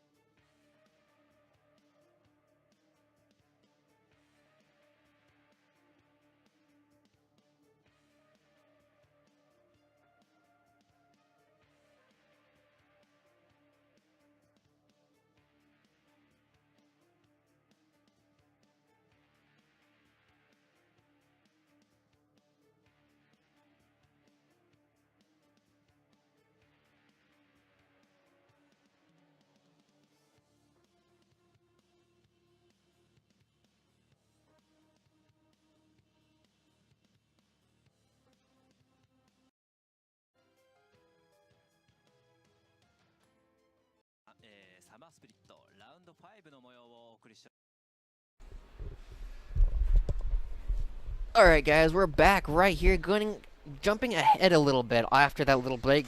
We just want to see the next part of this game as we do jump right in to Game 2 of Detonation Focus and be taking on Rampage. And, Game 1 was grueling to watch, to be honest. We saw the game take, at least an extra 20 minutes simply because Detonation Focus Me didn't have anything to do once they were behind. I think the big problem lied within the fact that each team was choosing their 5-iron, and they were choosing to take the shot right down the middle of the fairway instead of compensating for the wind and actually aiming for the flag and noticing where their putt may just happen to land. That was boring, ladies and gentlemen. That was obscenely boring. Those were golf scores. The kills and the tower counts, they were just absolutely ridiculous. Long story short, our debate was whether or not the teams were choosing to have slow calculated plays or my argument was whether or not they needed to take a couple of risks and make an attempt to get back into the middle of the game, and they did not. We all saw that the match was over about 20 minutes in, but it got drug out to massive 50 minutes. So I want to see both teams step it up. I want to see them at least take one or two risks. It's blood. Yes, the blood is fun. Blood is fun, but you're not going to see blood with these teams that are like, I happen to have pulled off one whopping auto attack. I need to run away. That is such an advantage now. Seeing I did like 5 damage to my opponent. I need to step away before I lose this fight. Well, right? I feel the sweat on my I brow. know. That was exhausting. I auto attacked him the entire time. I had to pull back that bow. Do you know how many pounds of pressure it takes to pull that bow? He had full health and 300 shield, and I brought him down to 250 shield. This I have to walk away. This trade is in my favor. So, this is problematic. I just want to see him take a couple of risks. I want them to be able to step up and say, we are losing. We cannot play this safe anymore. We have to take a step. We have to challenge Dragon. We have to challenge Baron. We have to challenge something here. And try, show some signs of life, for God's sake. Come on. So let's see what happens. We see the Galio removed. We see, at least not more mid laners. We do see Kennen removed, unfortunately. Darn it, come on. Bans are very focused on top lane in this matchup. We've seen a lot of different things. Tussles, Rek'Sai is going to get taken away once again. There's a lot of different things. Like both these teams have much larger champion pools than many of the teams that we've faced before. I think we're going to see a targeted steal ban. Wouldn't be surprised. I mean, Steel's Kha'Zix was played. Here's Vel. His Kha'Zix was so good that every time he died, his value decreased, and therefore it became valuable. Oh, there you go. It was worth sacrificing because he became worth less and less. But there you go. We do see the Zac being banned away by Rampage. Tussle doesn't really want to play it, and Talia is the only ban here against Ramune. That's kind of an interesting choice, I think. Sure. But it does give Rampage plenty of opportunities. I wouldn't be surprised to see a first pick Varus here. That is the kind of thing that, turns out Yutori likes to play quite a bit. He played it a lot last split. He's played it a lot this split. But there's a lot of options. All the junglers are pretty much on the table except for that Rek'Sai. And it is going to be the Lee Sin. So thank you. We see a bit more of aggression already off the bat. So Lee Sin, I'm happy to see. I'm very happy to see that. Let's see what else they're looking to respond with here. Do you think we'll see double teleport, or do you think not these teams? Depends on what kind of things we see. If we see a LeBlanc coming out of either Ramune or Saros, I could very easily see that happening. But there they go. Now they have engage tools already. So the first problem that we were having with the teams is already gone, and there is another engage tool. That's a much more Steel champion. I like that way more. So we're already looking at a more enjoyable game right now. It is more blood. Why did we lose a viewer? We had one viewer during the whole 3-minute break. It's okay. You need to watch the breaks sometime. Oh yeah, absolutely. That was an engaging break, I guess. But I like this. This is already looking a lot more prominent. I want to see aggression. I want to see chances. I want to see not Varus, but that's okay. Hey. We'll probably Can't win them all. At least we'll watch. We'll see DFM pick up a Caitlyn, right? Probably. We'll probably see a Tom Kench or a Braum here. There it is. There's Braum. There it is. They make sense. Caitlyn, you ready? They're not the most exciting pickups, but they're not bad either. They make sense. I do wish one of these days we'd see a Jinx, but I think Jinx is too volatile, too chancy. Yeah, I think we're more... Whoa. Oh, yeah, baby. There we go. Is that going to be a Ziggs AD carry? Ziggs bot lane? I or is doubt that just it. It's be not a mid-laner? Utapone character. That is much more likely to be at Saros. He already played at Rift Rivals, and this is, this is a very similar composition that they drafted up against, I believe it was Legacy Esports as well in their first game at Rift Rivals. And they showed just how strong Ziggs can really be. Banning away the Camille once again from Evie. Interesting thing, Fiora is already taken off the table. There's not necessarily a whole lot that Paz likes to play up in that lane against the Camille. Now, we've seen Chippies from Legacy play the Jax up against Yeah, Chippies from Direwolves played the Jax up against the Camille because it scales super well. It does a good job in lane and doesn't just lose automatically. That's not really in Paz's wheelhouse as far as we've seen. Sure. So there's a lot of different things. Normally, this is going to be accompanied by something like a Shen and I believe a Caitlyn. And we have seen the Caitlyn ban, so I'm actually excited to see that because we're actually going to see something potentially different. Maybe an Ashe, which we have also seen, so that's very similar, I'm sure, in the long run. Yeah, but it has engage tools. Yeah, exactly. Maybe I'm really hoping that we're going to see something different right now. Mm-hmm. We'll see, I guess. Rampage still has plenty of mid laners available to them, even with the Talia and LeBlanc banned out. And the Jhin removed, too. That's interesting. Jin's on 712 is definitely much less popular than the Ashe is, so it's probably going to be an Ashe pickup right now, giving Paz the counter pick opportunity to see exactly what it is that Evie is going to play. So first, we got a mid laner, we got a top laner to pick. I wouldn't be surprised to see something a bit more aggressive. Syndra. Yeah, I mean that's another press R to win, so it kind of makes sense. But I am very curious. Do you think that which would it have been better for RPG to play against? Do you think they banned out the Jhin to ensure that the crits don't come out, or do you think that I don't know? I do like the Jhin ban because if you've ever seen like Jhin and Xerath coming out as a combination, it's very scary to lane against. They both just open up with their ultimates and you just have to run away. Now, a similar thing does happen when you do have the Ziggs and the Jhin. You just open up, Jhin opens up with the ultimate down a lane. You have to leave the lane pretty much because Ziggs can just follow it up with whatever he wants and you just start picking off the lower health targets. The Kled is going to be picked up here for the Evie. Baby. So we already have tons of engage tools available here for both teams, and it is the Shen coming out. So there is a very well-rounded team composition for both these guys, and importantly, they have ways to come back. Yep. And I mean, it makes perfect sense that we've seen the Shen yet again. It's a very potent tool, but I'm also concerned because as much as we've seen Shen be used properly, we've seen his ultimate pop late. Mm-hmm. It's not instant. It doesn't.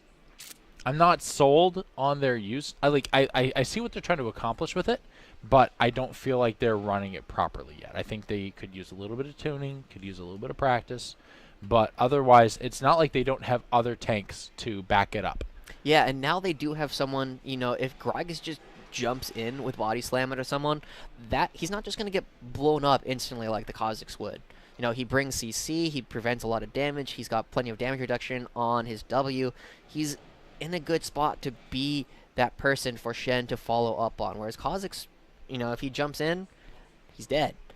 Gragas jumps in, knocks someone back into your team, still alive, and now there's two members in the middle of your team, as well as the fact that your teamers got spread out through the use of the explosive cask.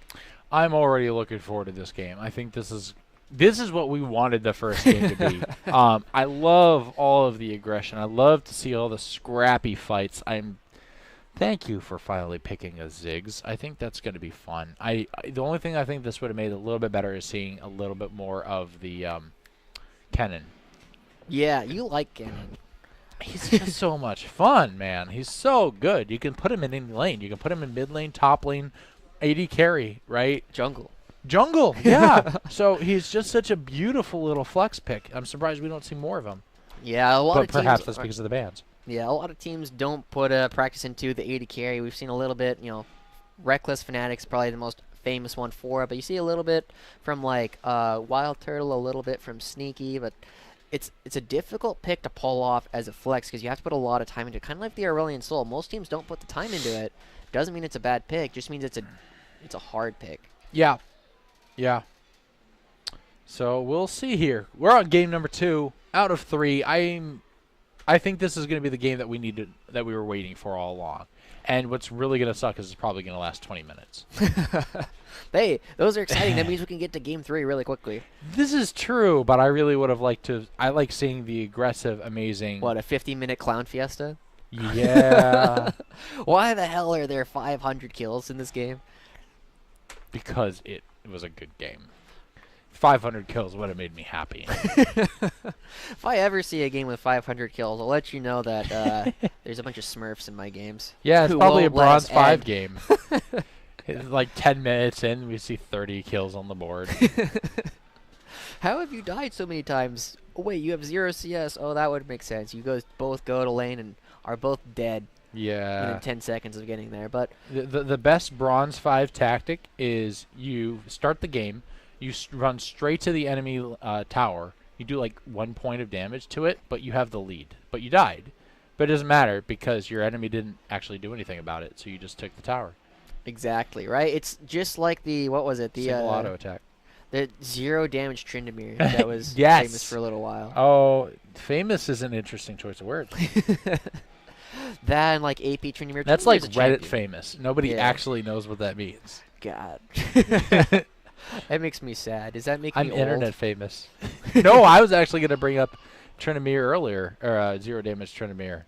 So I loved that. I was like, you can't. I loved how they explicitly stated you cannot buy Sunfire Cape on this character. You can't do it.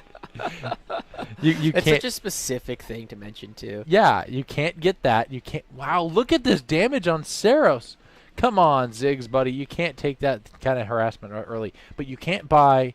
You can't buy Sunfire Cape. You can't buy Thornmail.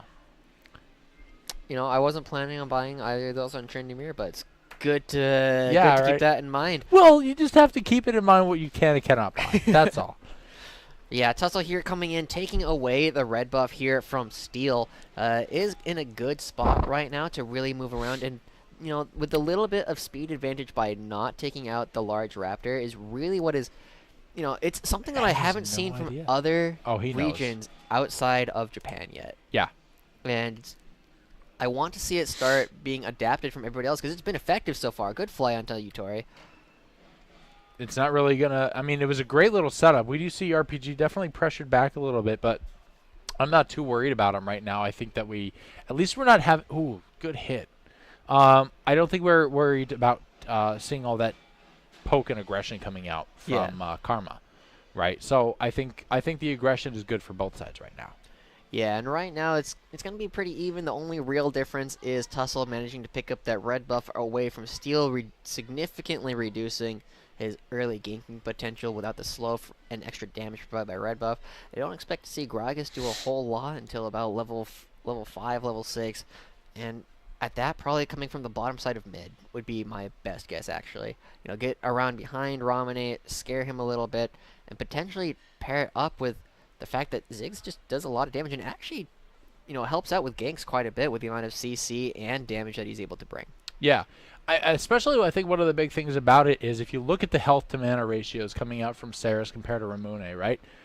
Ramane, the big thing is that Syndra has burned through a lot of her mana to take a minimal amount of health out of Ziggs. Ziggs has burned through his pot, which is very important here. But overall, it's not like Ramune is going to be able to continue that pressure up against Saris. That's not going to happen. We see he's down in CS already, and it's not a good spot for Syndra to be in, because Ziggs, you know, Ziggs scales really hard, and Steel finally finds this. It's something he ends up actually using up against the other teams at Rift Rivals as well. So it's clearly something that does spread very quickly. Sad day. Yeah.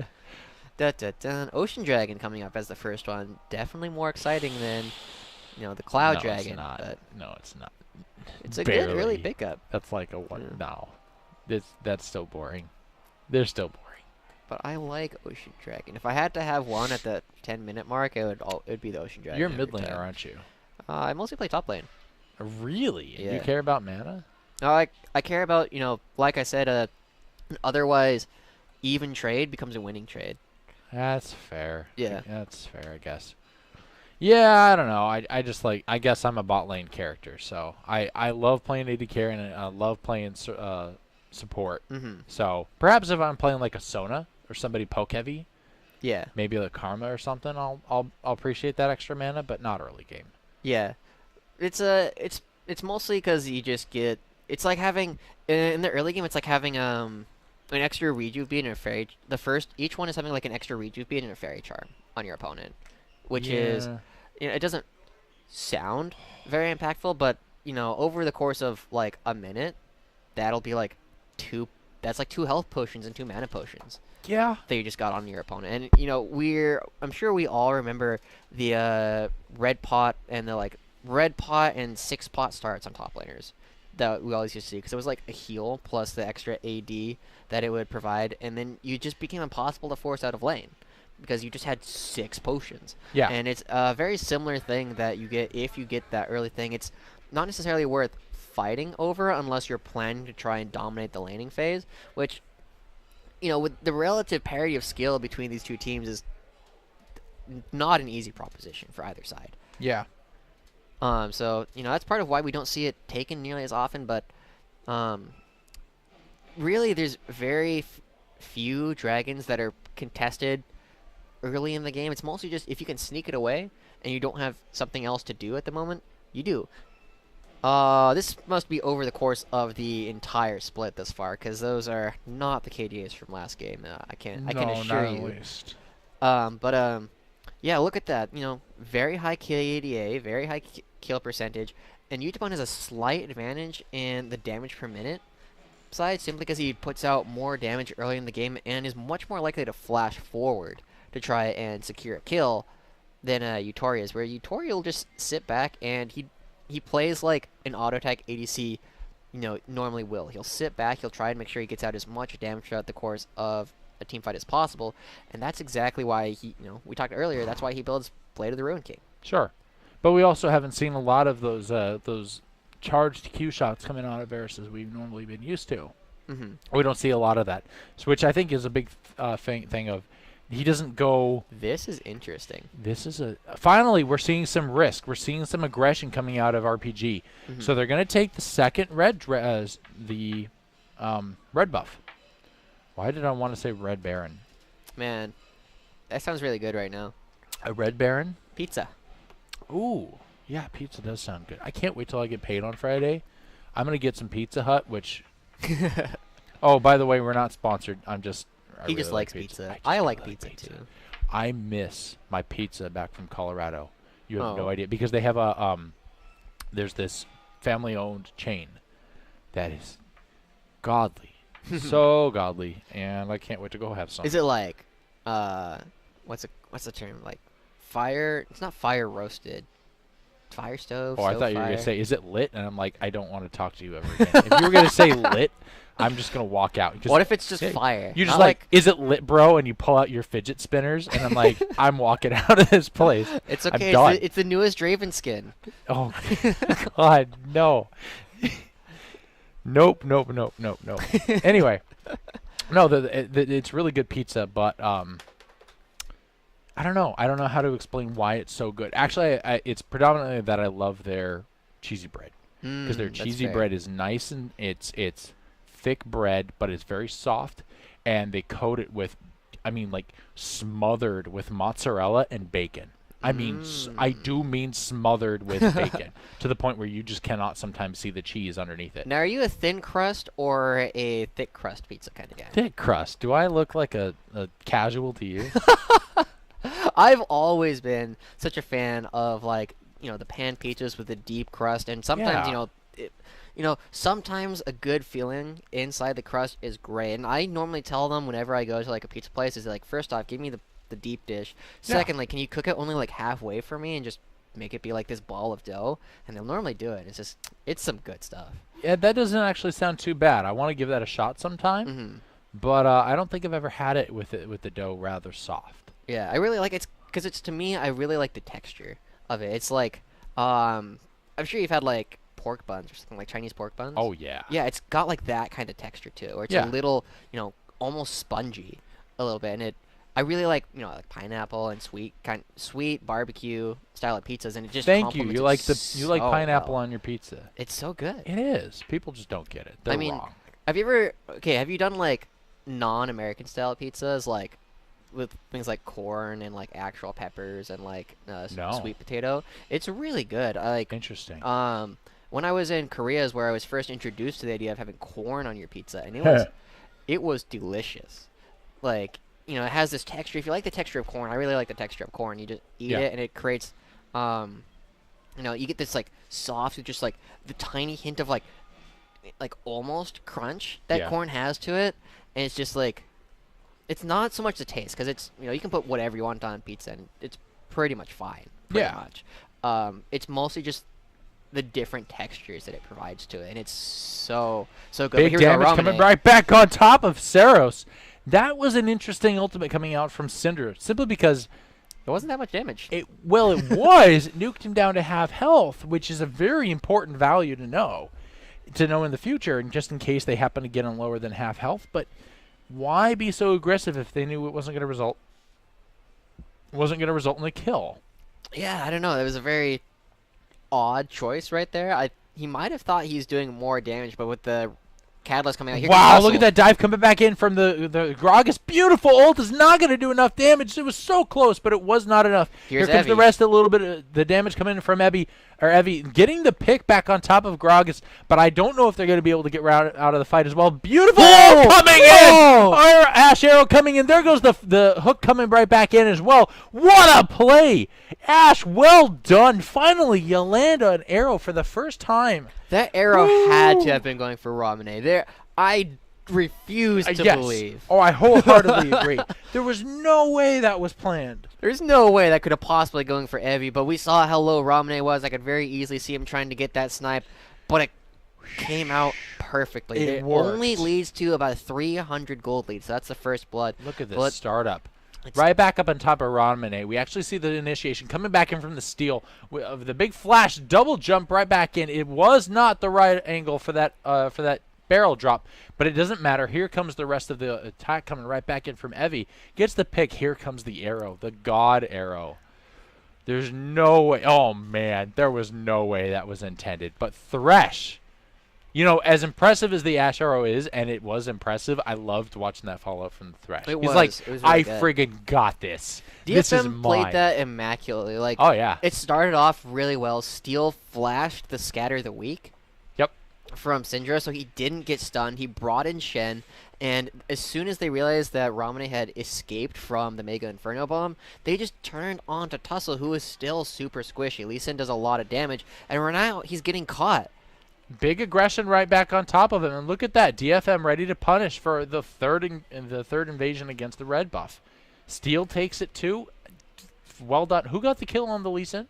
The first one must have been, I think it was Chen. It had to have been Shen because Gragas took out. He actually didn't get Ramune. He got. Evie? Yeah, he got When Evie. Evie died? Oh, Yeah, okay. he got- I think he got Evie. No, Evie got him. So Evie killed Steel, Yes. and then Either way, it was just Yeah. I was just more or less curious. Yeah. Maybe I should pay attention to this game or something. It's like I'm not watching it. but pizza, man. I know pizza's so good. Don't get me on this. But yeah, here we go. Evie and Paz still fairly even overall. Yeah. A little bit of an advantage going over to Detonation Focus Me right now. And I'll say this already- about the pizza before we get too far off. They take that cheesy bread and it's God tier with ranch dressing. There Let's you go. move on to serious matters. I really wanted to just make that point. Okay, so who do you think is actually going to go after this Drake first? Because you love the Ocean Drakes, you love the mana. It's very important for these two mid laners, so cool. It makes sense here. Who do you think's going to want this one? DFM wants it. If you get it onto Ziggs, as long as he doesn't take any damage, he has infinite mana. And That's fair. infinite mana means you have infinite bombs. And infinite bombs mean you don't have too many enemies left. Yeah, yeah, that's very true. I'm a little surprised they haven't actually gone for it yet. But then again, I mean, as soon as they took out that mid tier, or as soon as they didn't take out the mid tier, as soon as they took out those couple of enemies right there mid from RPG, I'm a little surprised that we didn't see that aggression come down. Yeah, we saw Paz teleport to the top lane, and what we ended up seeing was if he hadn't done that, Evie would be able to teleport and hard freeze the wave Yeah. against him, which is, as a top laner, you should realize how important being frozen against is. If they can get a hard freeze on you, you are screwed until your jungler comes up. And especially in the Kled versus Shen matchup, Kled does so much more damage than Shen does. It would have been a disaster. So Paz was forced to leave, and it didn't look like DFM was putting a whole lot of priority onto it. They'll probably do it in a couple of minutes. Ooh, good job killing the ward there. Very But quick they'll reaction. do it after they've found their way onto Yutori and Dara here. Steel's coming down here. Is not spotted out by a ward quite yet, and if Yutori and Dara do choose to move forward once again here, they'll be in a very rough spot. They do have the Enchanted Crystal Arrow available. Here comes Steel. Idea. They have no idea. Beautiful arrow misses absolutely everybody. No. What is with this? Come on, buddy. You're making me sad. There's no reason you should have missed that kind of shot. How do you make a mile-long shot and miss the 1 inches away? I mean, in their defense, both Rampage members flashed. No defense. No defense. No defense. But I have a right to my lawyer, Chris. This is America. No, it's not. Not for much longer. Anyway, no, you're absolutely right. They did burn both flashes out of that, but that was a god position. That was the best chance that I think that we're going to get with that. There was no vision from Gragas. It's true. Or no vision on Gragas, I should say. There was none whatsoever. Here comes the big ultimate right back on top of Saros. Gets the massive, disgusting ultimate popped onto him, and they both are down to about 30% health now. This is weird coming up from Ramana. He's using them to, like, control the lane rather than actually get kills. Yeah. And unfortunately, he's doing it at, like, weird times. Like, right now, he's going to back. He's not going to use the advantage that that he just built for himself after using that and trading ultimates. Yeah, I don't really know what to think about that. I mean, he's put a lot of games onto this champion. He clearly knows what he's doing. But, like, you would think that he would trying to be pushed for kills instead of just ulting him down to half health. He didn't have vision. He just wanted to check. The lantern gives vision. Not that far. Yeah, it does. On, well, the edge of the bush. It was weird. I agree. Don't defend that one. I'm just kidding. No, I'm confused, but that's okay. Oh, here we go. Fatty fight. Smite fight. Smite fight. Smite fight. Sorry, It's that's the more politically correct term. Smite It's fight. much easier to win a smite fight when you have smite and your opponent is not. This is very true. This is quite accurate. So Tussle does have a significant timer coming down onto this Rift Herald. He picked it up about a minute and a half to 2 minutes ago, meaning he only has about 2 minutes left to actually use it before the buff just disappears. Also, I love this backing animation. He just pulls out all the little Poro reindeer and just, yeah. But Tussle, this is the fourth time he's come over here. He's currently 2 for 3, and it looks like he's going to go 3 for 4. On the day. That's a really good batting average, I have to say. That's extraordinarily good. I'm glad to see that. But I think a big part of it, did they even have the vision of Steel in the bot lane? They did not. So this has just been all luck and guesses right now. Yeah. Maybe. I don't know. Here they come. Oh, missed the death sentence. Change the corruption comes out. There we go. Big shot's coming back out from Varus. It's gonna land, but it's not gonna do anything to anyone whatsoever. And I don't think they have vision of Steel, did they? I can't imagine they did, but right now they probably have a decent idea where he is. They definitely know where he is now, and first turret does end up going over to Rampage. Rift Herald helps a lot with that. Yeah. I don't know if you've noticed this, but Rift Herald does a lot of damage to structures. Oh, big time. He damages himself after taking from the tower, right? He does indeed. She does indeed. And there we go. Gets a little bit of damage onto Paz as well, but there's one of the interesting things. There we go. Are going to be able to pick that up pretty quickly. Oh, here comes Tussle and Paz. It looks like they're going to go for 2. That's well Good done. trade. I do like it, but it does mean that the Ocean Dragon is going to go over to DFM. But small gold advantage currently in the hands of Rampage. Won't mean a lot until I spend it, but the Ziggs isn't suffering for the fact that he's playing Ziggs. No, not in the least. And he's even got a kill. Yeah, that's not really good for Rampage as a whole. Ziggs scales very well, and once you start getting into the part of the game where they start pushing, Ziggs' passive on his satchel charge just destroys structure. So if DFM ever finds himself in the winning position of a team fight, that's probably 2 turrets pretty much instantly. That's what Ziggs does. They have plenty of damage coming out from the passive and the Lich Bane that he's likely going to be building fairly soon, as well as just the auto attacks coming out from Ashe and all the members of the rest of the team.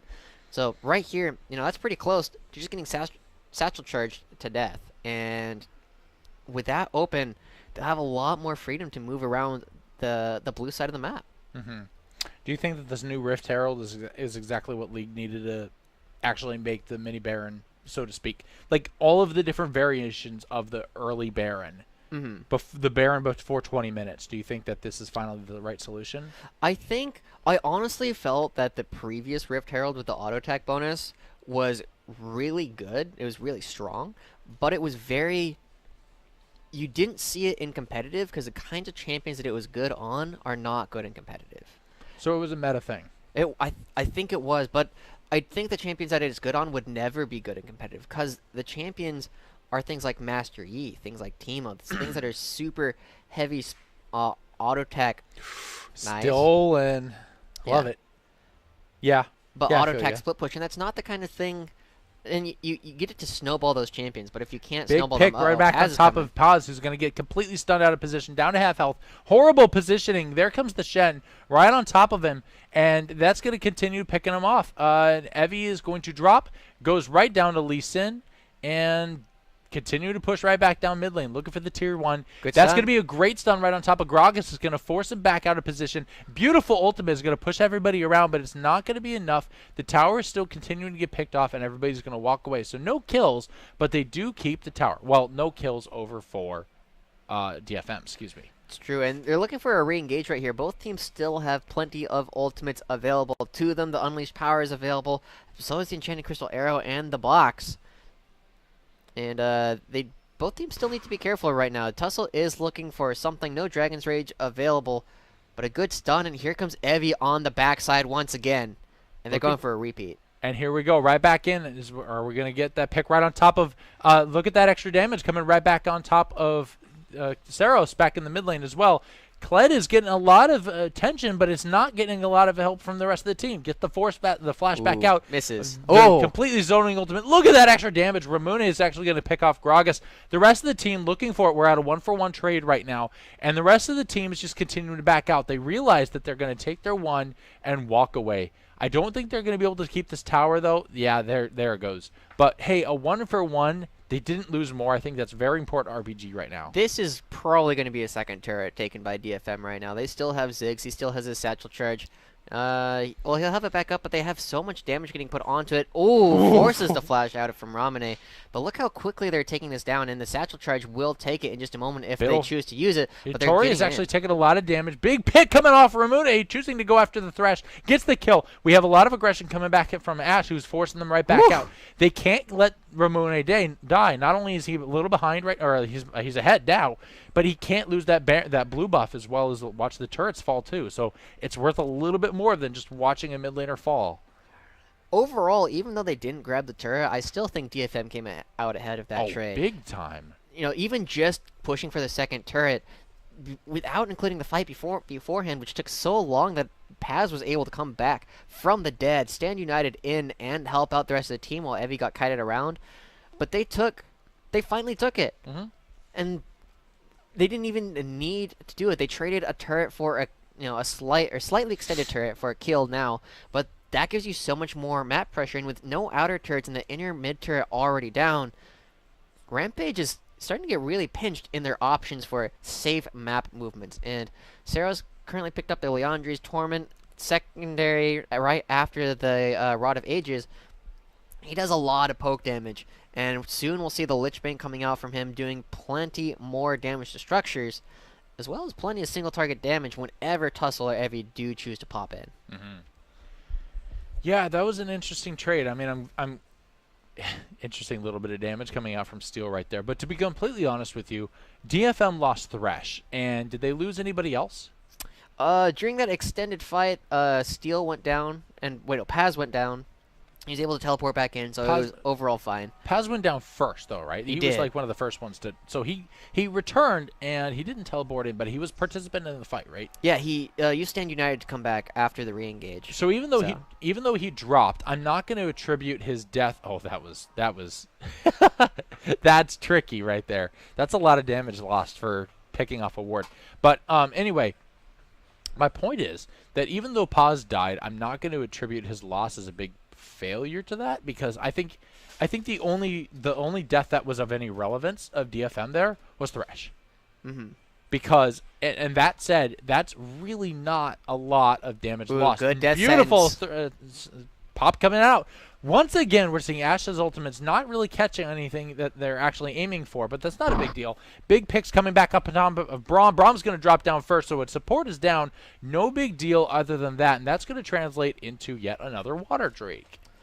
Romney was nowhere near that fight, and it was a little bit of, a scattered engage. Tussle was probably fine throughout that, but Dara coming in and trying to save his Lee Sin turned what was not a big deal into, a dead support and a second dragon. Yeah. And that's not something you really want to be doing here with Rampage, especially since it's a second Ocean Drake. It's not something that you want to be giving away, particularly to Ziggs. As he starts to get more and more of those, the continued taking of the blue buff is going to matter less and less for him.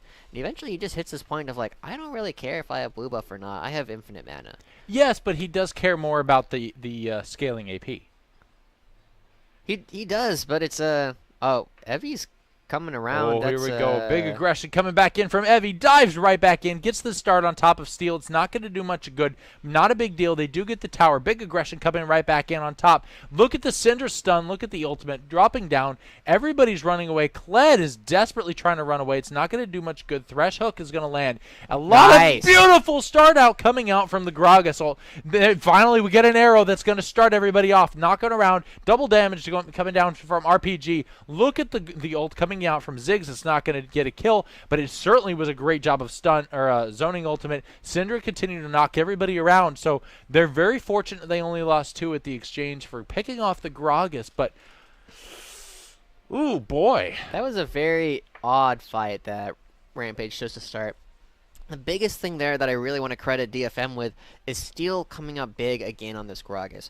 We see, so one of the dumb, interesting, cool things about Kled is whenever Skarl does get knocked off, any CC or any extra damage that you would be taking as Kled just disappears. Yeah. But by waiting for not only the unbreakable shield from Dara to be down, but also for Evie to be knocked off of Skarl, means that he's able to knock him back as well as Dara. And in fact, it actually comes out beforehand, and that just means that they have 2 people in the middle of the team and they can't go anywhere.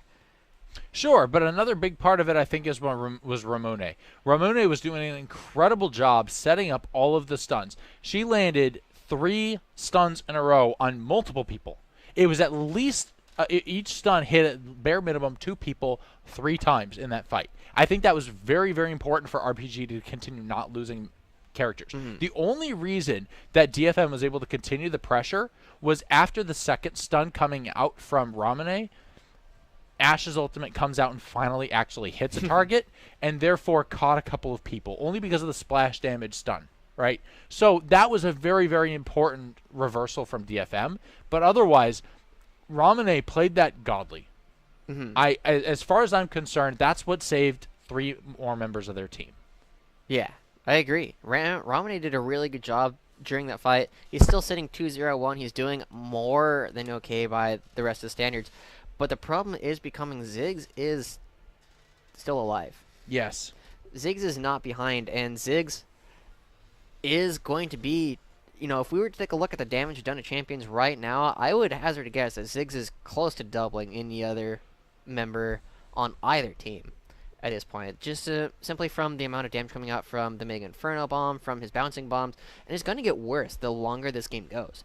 Well, sure, but that was also why Skarl or Kled dove in as they did, right? So that was the whole point of the aggression, and it didn't pan out, but that's what they were looking for. That's why Kled went in. They did get the turret, but they just took too long to do it. So you think that Kled was not there to try and pick on Ziggs? That he was there to zone everybody out so they could take the turret? I imagine so. That's what they did. That's what they focused during the middle of the fight. That's part of why it took them a little bit too long. This is really interesting. Ziggs is not in a great position. Shen's on the other side, but I don't really know how I feel about that, Baron. It was okay. Yeah. They didn't lose a whole lot for it, so I'm not super concerned about it. Paz is still on the other side, split pushing, but Evie's Kled is doing all right overall. It's not having a great game. It's not having an underwhelming game. We've been seeing him getting kited around a little bit, and Kled is a little bit. The Juggernaut reworks. We had like Darius, Garen, Skarner. I believe Mordekaiser was also technically in that round. Kled is a little bit of a juggernaut, and if he can get onto you, he does a lot of damage. But we also saw after he uses his joust, he doesn't really have a whole lot of mobility, and you can just kite him out pretty hard, because after his initial burst of damage, he needs to stick to you pretty well, and once he gets on, he's been having some trouble doing anything after that. Kled don't care. Kled controls this. Yeah, Kled is still in a good spot to be split pushing here against Shen. Both of them are doing two very different things. Kled wants to aggressively push, whereas Shen is kind of like, I would like to take a turret, but I'm not super worried about it. I have this ultimate that'll take me across the map in an instant. Yeah, absolutely, and especially since Evie's got that extra little bit of Oh wait, no, sorry, I'm confused myself for a minute. Never mind. I was thinking for a second that Shen and Kled were on the same team, but they are absolutely not on the same team right now. Yeah, that's why they've been fighting for the past couple of 30 minutes. Best friends fight, dude. They do. They have different ideas. It's like Democrats and Republicans. They both think they're doing what's best for the country, even though one of them is trying to give tax breaks to the rich. If you think, yeah, but they still think they're doing what's best. Everybody thinks they know. Yep. We're not going to get into Corruption is going to go on to steal Steel's getting knocked around. Big amount of damage coming back in as well, and that's going to allow Shen to teleport in, do a lot of damage reduction. Big pick as Lee Sin continues to be the first one to drop down. Not a big deal. Kled's going to hop over the wall, save that Aegis from popping. Why am I calling it an Aegis? I don't know why. Anyway, it doesn't matter. We do see the Lee Sin who's going to go pop, and that's the sign for DFM to go straight for the Baron pick. And we saw the Mega Inferno Bomb come out from Ziggs at the very beginning of it, and Yutori Muyashi couldn't do damage during that fight. He was knocked to half to start the engage, and right now, interesting choice of teleporting right now. They do have to go very quickly. Ramune is the only one close, but the charge isn't even available. Big Lots of stun damage coming right back out from Ramune, and that's a big startup coming on top as we see Grog is going to go ahead and get the pick off, and that's going to drop down as well. Kled's going to be the next one to drop. He's so close to dying, but he's not out yet. I take it back, so it doesn't matter. We actually see big picks coming out. Ramune's going to drop down, so we do see Kled dropping as well. So 2 go down on RPG. Lee Sin was out, but he was not a participant. He's alive now, so it was only a 2-person dropping for RPG. But it was a 2v2, but doesn't matter. DFM gets Baron. and a third Ocean Drake. That's really big. They can siege forever now. Even if they take a fight, as long as nobody actually dies, they'll leave with the regen pretty quickly. Paz and Steel finding a tussle here a little bit. Utapon is going to be able to take that, right? No, he gets stunned out. Doesn't matter. Oh, beautifully done. He actually gets out after all.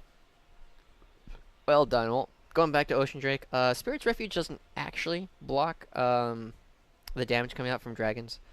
Just so everybody else knows, it is considered spell damage on the dragons, and Spirit's Refuge only blocks auto attacks.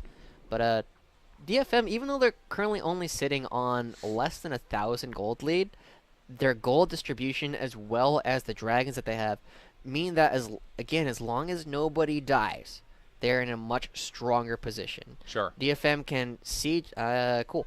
DFM can siege for forever. As long as nobody dies, they have Ziggs, they have Ashe. They can set up a great line, and it's really, really hard to engage onto a Ziggs, Ashe, Thresh, and Gragas.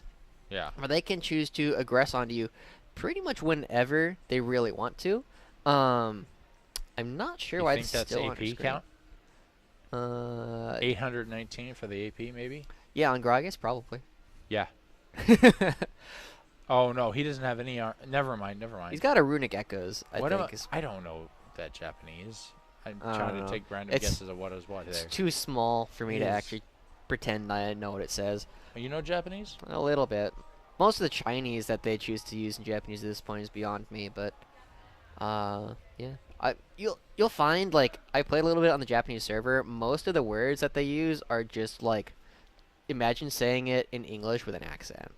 So I mean, if you can do that, you can you can understand most A of what's lot on of the Japanese. Americans have weird accents. I'm not worried about that in the least. Yeah, so but right now we are seeing Detonation Focus Me going back.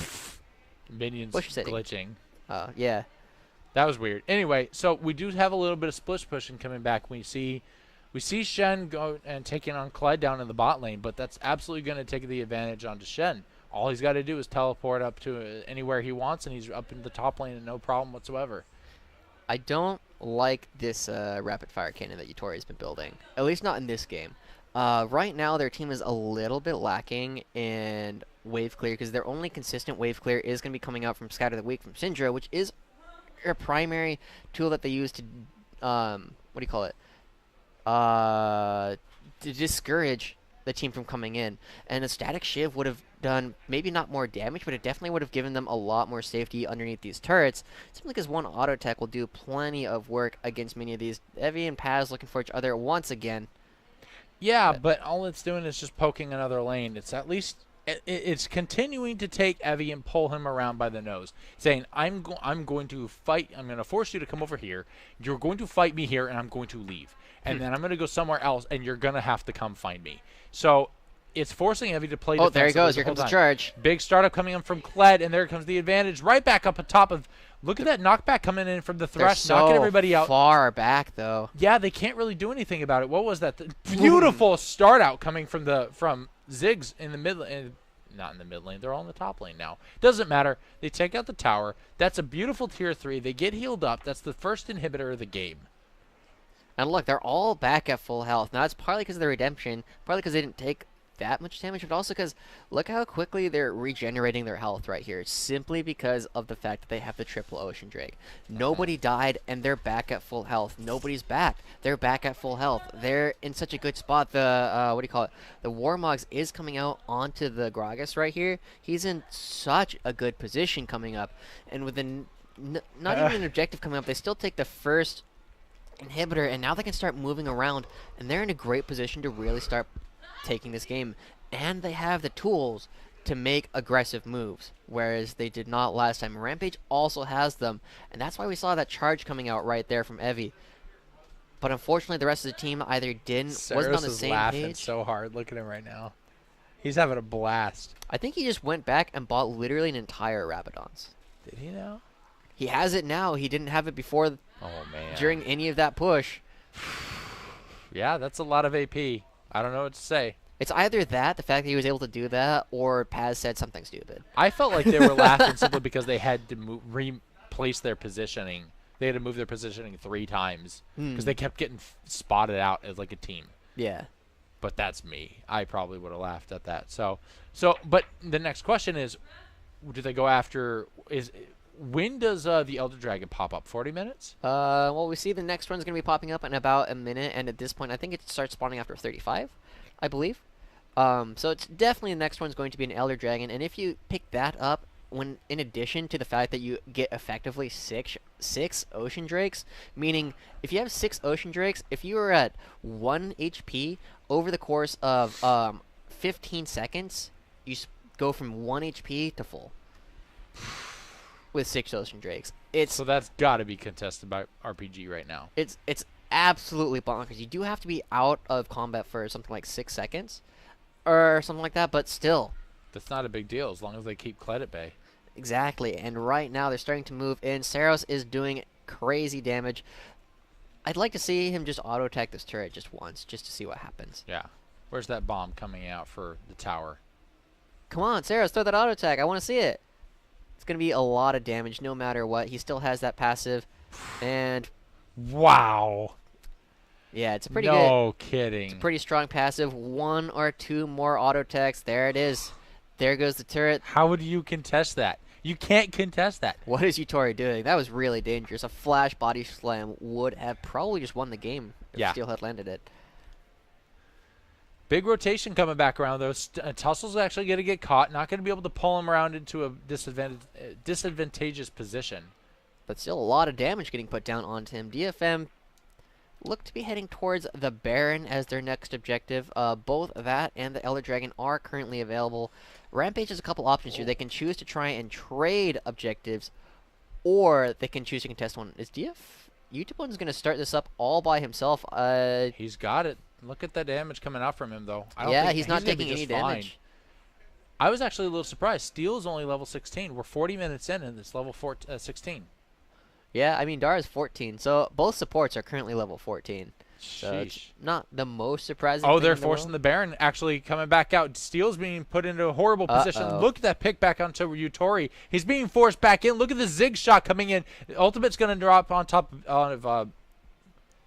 of everybody else. They're just continuing to look for an extra bit of damage. Big stun coming out. Look at the damage coming out for the rest of the team. Ooh, flash DFM's time. got the pick. The flash is down, and that's going to be the first pick. Varus is going to drop. The next one's dropping. Paz gets the pick on top of Belt on as well, and everybody's continuing to look for that extra little bit of damage. The Kled is going to be the next sacrificial lamb for the team. They're going to drop down, and what is this going to mean for the rest of DFM? They're going to go away with the exception of Ashe. That's yet another pick. Kled's just going to run away, but I don't think they're going to be able to contest that one. Nah, Steel's going to chase him around, and Saros is currently alive, meaning the game is over. Yep. And just look, Paz, he has so much health. They finally find their way onto Evie. He's getting knocked around with Skarl, not able to find it. Okay, he finally gets it. That's the ace. But yeah, Saros does so much damage to these structures. A one team fight turns from a game that was mostly even. They're still only ahead about 5,000 gold. But the triple Ocean Drake plus the fact that he does so much damage, and just whenever we see anything, I just always like watching Paz's player cam because he always just does the crazy things with his hands, just freaks out a little bit. But Rampage don't look too happy with that. I think they realized that they didn't really have any good answers for that. After a while, they couldn't deal with the Shen split push. Saros did too much damage to structures, and they probably either thought they were ahead at some point, which they were for a very short time, but they weren't able to do anything with it. No. But what else are they going to do? Do you think that they're going to try and look for a couple of answers for their next match? It's interesting to say because I don't think anything that they necessarily did this game was wrong. They executed a little bit poorly on a couple of events, like Evie coming in with a couple of charges. There's one that, towards the mid lane where he comes in. Maybe they're going for the fight. Maybe they're going for the turret. It's hard to say. They end up getting the turret and losing the fight. There was one towards the top lane inhibitor. He goes in, but the rest of the team is so far back. There's nothing that they can do with it. He's not able to get the split push very effectively. There's not a whole lot that the rest of the team was able to do. And Ramune is doing some weird stuff in the mid lane with these Syndra ultimates. Yes, they're taking their opponent down to half health, but that means he's still at half health, and now you don't have ultimate. Sure, but I think he's doing a lot more in terms of all the consistent stuns he's been doing. Mm-hmm. Like there was that big matchup that Rampage had already lost 2 members, right? And his Syndra ultimate, his stuns were what were keeping the other 2 members of his team alive. Yeah. So, yes, he's not nuking people nearly as quickly as he was game 1, but I don't think that was his objective. His objective was get as many stuns and stop as many people as humanly possible over and over and over. And he did that because he knew he was never going to match Zig's team damage. He was going to nuke one person, and he couldn't find that pick. So if he's not going to be able to take anybody out of the fight, he's going to stop as many people as he can. I definitely agree with that. I also want to highlight, did you see the difference that Steel had in the 2 games that we had? It was 9 day. That was the different person. Right? Steel on these tanky, utility, supporty style junglers is good. Arguably the second best jungler in the league. Steel on assassin carry style junglers is whatever. You're just flat out wrong. We're gonna see him on a Leona jungle. You just don't understand. And he'll be that's the tanky utility style jungler that we need to see. But unless you're telling me we're gonna see the Nashers 2 jungle Leona, then we might see something different. And we have 2 different Leonas here that are available to us. One of them Steel is a god at. One of them Steel can select, and then just kind of be there. I actually once liked playing Lux with a Nashor's Tooth because I felt like it was easier for me to proc that passive faster. There's actually a big interesting thread on Reddit the other day about apparently Power of Evil has actually been doing that. Power of Evil has been doing what? Nashor's Tooth on Lux. Are you serious? Hmm. I was just pulling that out of my ass. I've Yeah, been he doing would that for like go. a year. He's been going like tier into like Nashor's Tooth and something else, and he basically it kind of goes like full battle mage kind of thing. So like, do you remember when Smite was a Oh thing you no, could I take? read this because he does that because his ultimate is not considered like his ultimate is good, but it's not reliable. Yeah. And you have these long Right. cooldowns, and then the other thing is like Orianna back when you could take Smite on laners consistently, and he would pick up the whatever the AP one was, and he'd do that or the old Runic Echoes equivalent, and so he'd do that and have these massive auto attack damage on Orianna on top of having all the normal damage he would otherwise. Yeah. So it's like an interesting thing that Power of Evil's doing it. It hasn't caught on anywhere else yet, but I think if we ever see him like play it in LCS or something, you'll see a lot of copycats very quickly. God, I hope we see more Lux. I want to see more Lux played. Well, what do you think? You want to take a short break or you want to jump right into game 3? I want to take a short break. I All think that's right. going to be important. Well, you heard that here. We are going to take a short break, and right after that, we're going to get into our last game of the day. It is Game 3 of Detonation Focus Me and Rampage as they fight for the top of the standings. This is your host, Joshua Joshi Howard, joined here by Chris Crush Christensen. That's a lot of CRs, but we'll be back in a couple minutes.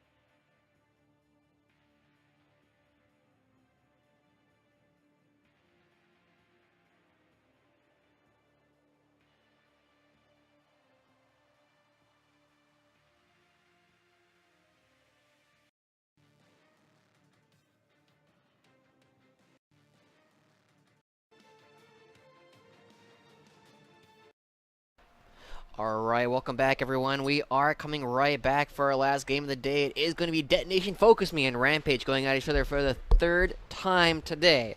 Now, we've seen two very different games coming out. We've seen Rampage with the slow, steady death by 1,000 cuts coming out that they did eventually win.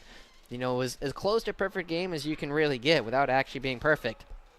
And a much scrappier Game 2's Detonation Focus Me took to the Rift with way more engaged tools than they had Game 1 and made them work. My question to you is this. We've gone through 3 best-of-3 series. Is it normal for all 3 matches to occur, or have there been any best-of-2s? There are plenty of 2-0s in Japan. Like, realistically, there is still a large...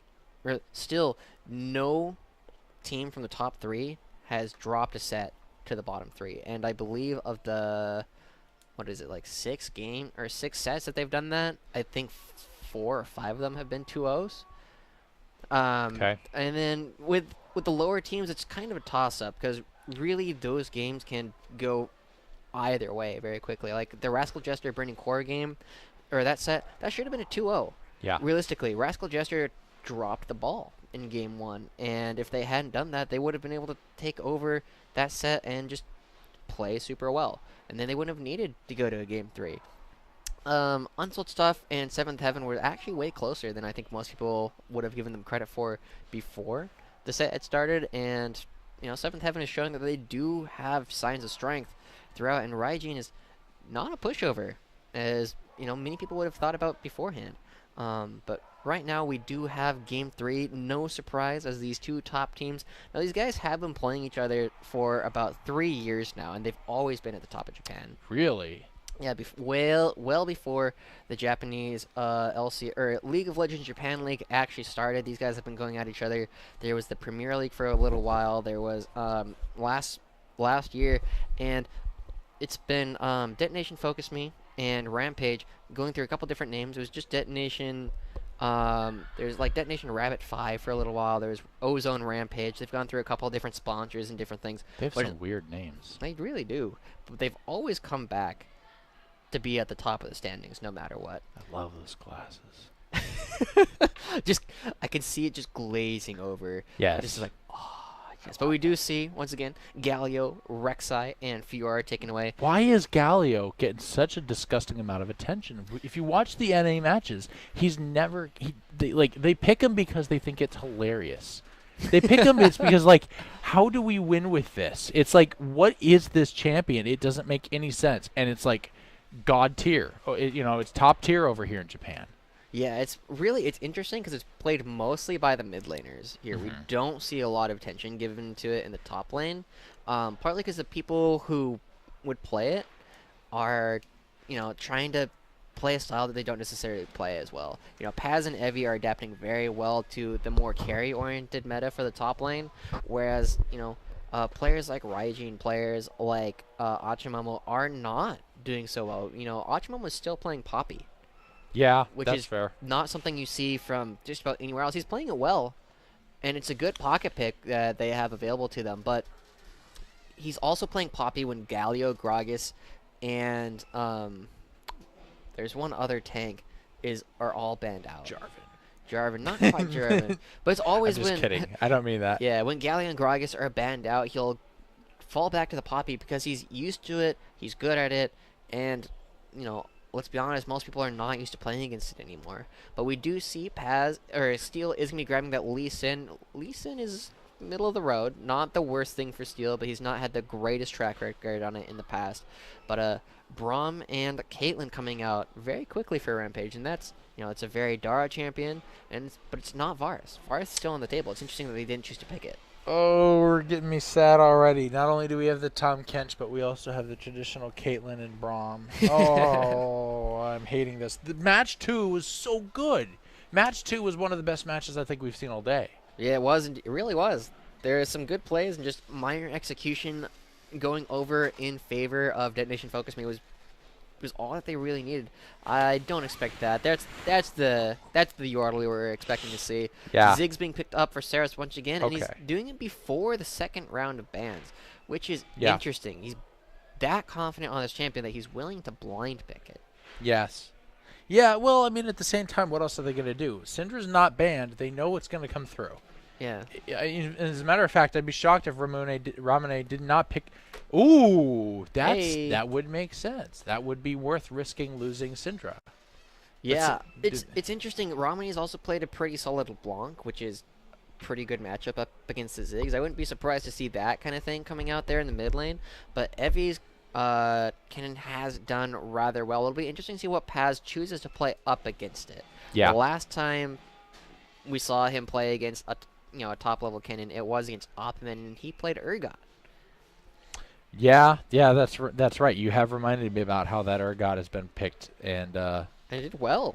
yeah, It looked good. The suppression that it had, stopped not only his early game matched Kennen in every way, and then his suppression being used onto Reminds Cassiopeia really just put them over the edge. what? There it is, Urgot ban. I Don't want to play against it. I get that you are advocating it for it. Fine, but why would you ban that out before well, I guess it's not their pick. It's not their position to ban Syndra. They wouldn't want to ban Syndra because they're probably going to pick it. So I guess it makes more sense for DFM to want to. They banned the LeBlanc over this. I guess the Syndra hasn't been all that influential though. It hasn't really. It has had some great team fights, some great team fighting stunts like you're talking about. But Syndra should be able to bully this lane a lot harder, and it hasn't been able to really take advantage of the fact that it is a lane bully. Karma is being hovered right now. There's already a Braum, so that's Please definitely don't going do to that. be in the mid lane. Please They don't do that. have right now. They do have the double support, double AD carry, or double marksman style of team composition, which is very interesting coming out. Utapon hovering over that Jhin, I would be a little bit surprised, but wouldn't be the weirdest thing in the world. There's still a Varus, there's still an Ashe on the table. I think they do need some damage though. They need some AD. There's the Ashe. Yeah. What's the top they're laner going they're back gonna for the pull out? predictable amount of damage. Yeah, it's good. Ziggs brings a lot of damage, as always. But the biggest thing is what they choose to complement it with. We've seen him play Shen twice this series already. I wouldn't be surprised to see that once again. Very similar to what they were doing before, but is hovering over the Renekton right now. Now this is... I'm a little surprised. Has Shen been removed?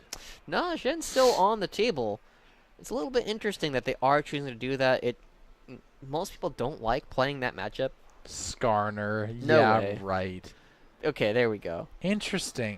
After all that, we don't see the Shen pickup. So there's not a lot of magic damage really coming out for Rampage right now. Most of it is going to be coming off of that Karma, who's got, she's also got have her Kennen. one shot. But he mostly does physical damage. It's actually 80-20 with AD Kennen. Okay. So, there's a lot. I like to use the word ambient magic damage. You get the concussive blows coming out from Braum. He does some damage there. Ivern does some damage, mostly magic damage as well. But you just have ambient magic damage, and the only real large amount of magic damage is going to be coming out of Karma, who really just has, one skill shot to hit or miss. And if it hits, it does a lot of damage. But if it misses, you're sitting there waiting for about 5 seconds before you can really do a whole lot of damage again. But they do have kind of a triple support composition. Yeah. Tied with 2 AD carries, and High five. Yeah, Yutori and Evi, they have a lot riding on their shoulders for this game. Yeah. I would not be surprised if we saw a lot of attention from Steel heading up towards the top lane, trying to make sure that Evi doesn't get to the point where he can really threaten this Renekton, because we've seen, particularly at Rift Rivals, we've seen how big this can really swing. Or even earlier today, Akashi, it took him 45 minutes, but he finally got to the point where he was stronger. Now, if they can keep him behind, DFM's a team where they shouldn't, with this team composition, they shouldn't let Rampage get to 45 minutes and let Kennen hit that position. Yeah. I agree, but I don't feel like... I feel like DMG's got the vast majority of the damage right now. I think that's what they're going to be looking for. I think that's where the aggression's coming from. I'm not really sold on RPG right now. Yeah, they have a composition that very much wants to kite backwards, and we are seeing a bit of a problem that they don't have strong go buttons. You have the Ashe era, you have Vivid jumping in. or you have a Dragon's Rage coming out from Steel. These are all clear, hey, we're fighting now situations. Whereas Rampage, they want to fall backwards when they fight. They kite incredibly well, and they siege defensively pretty well too. But they are going to have a lot of problems going forward because they don't have that Blitzcrank. They don't have the Thresh. They don't have, the Jarvan to really start off a fight aggressively for them. Yeah. At least they're trying for the invasion, and that's in turn going to allow a lot of rotations coming back from DFM. They're going to get a lot of nice vision placement. I mean, RPG did a lot of great job last round doing a lot of invading, checking out. How many times did they invade that red buff? 4 times? I think I counted at least 3 for 4. Yeah, he scored 3 of them, died the 4th one, or died the 3rd, but you know what I mean. Yeah. So I get it, but I'm definitely I'm curious to see how much invading the RPG is going to do now that they're on the opposite side of the map. Yeah, it'll be interesting to see. Tussle is in an interesting position coming up against Steel. Tussle's early levels are very abusable if Steel finds him in the jungle, but if he doesn't, he will be able to power farm and get into a great position, potentially take a lot of Steel's jungle. As well as Steel is choosing to start with the buffs, makes a lot of sense. Isn't going to spot out Tussle as he moves down to the bottom half of the map, but specifically that ward right next to Tussle's Raptors means that they doesn't need to spot where he is. He just needs to know where he isn't. And he sees that he's not going to his Raptors. He sees that he's not going to his own blue buff, which gives Steel opportunity to now move and take the Eastern Quadrant, whereas Tussle's a little bit behind because he's not taking everything from Steel's half of the jungle. Yeah, I do find it a little... I like the fact that they're both invading one another and just they're taking each other's blue buffs and moving back on with their lives, right? But it also is allowing, I would say, Steel is going to be in a much better position to start ganking. As quick as Tussle ganks, or as quick as he clears out those camps, I still am looking forward to seeing an early gank coming out from Steel. We saw a lot of early aggression going out in the mid lane, especially with his Lee Sin, so I'm hoping we get to see that early aggression trying to take out Karma as quickly as possible while she's still weak. Yeah, I think that's definitely something that we could very easily see. Steel is much more likely to move around. Tussle on this Ivern has never been very gank heavy. He's instead been trying to focus on... gets spotted out by the Hawk shot, actually. But he's been focused much more on trying to move around and control the jungle, which is really...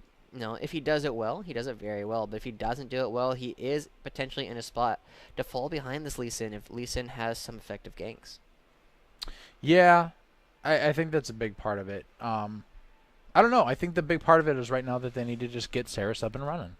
Yeah, and right now he's currently not getting punished, and I don't foresee him getting punished up against this Karma so much. He's currently up... Well, he's technically up in CS. He's only up 1 right now, but he's able to farm from far enough away, and without some support from the rest of the team, good damage is getting put onto Saros, but Romney is not presenting any kill pressure. As long as he takes the same amount of damage that he puts forward, it doesn't matter. Saros is going to be able to back away, and Saros has the extra combat summoner, whereas Romney is currently sitting on teleport as a secondary, meaning that in an otherwise even fight, Saros does have a small edge. Yeah, but I think a big part of that big fight right there between Romney and Saros is that Saros, as passive as he was running away, actually dealt more damage to Romney than he was being aggressive. So that early game advantage is already going to be in the favor of Saros. So I guess we'll see what happens, especially the fact that Saros has a heal.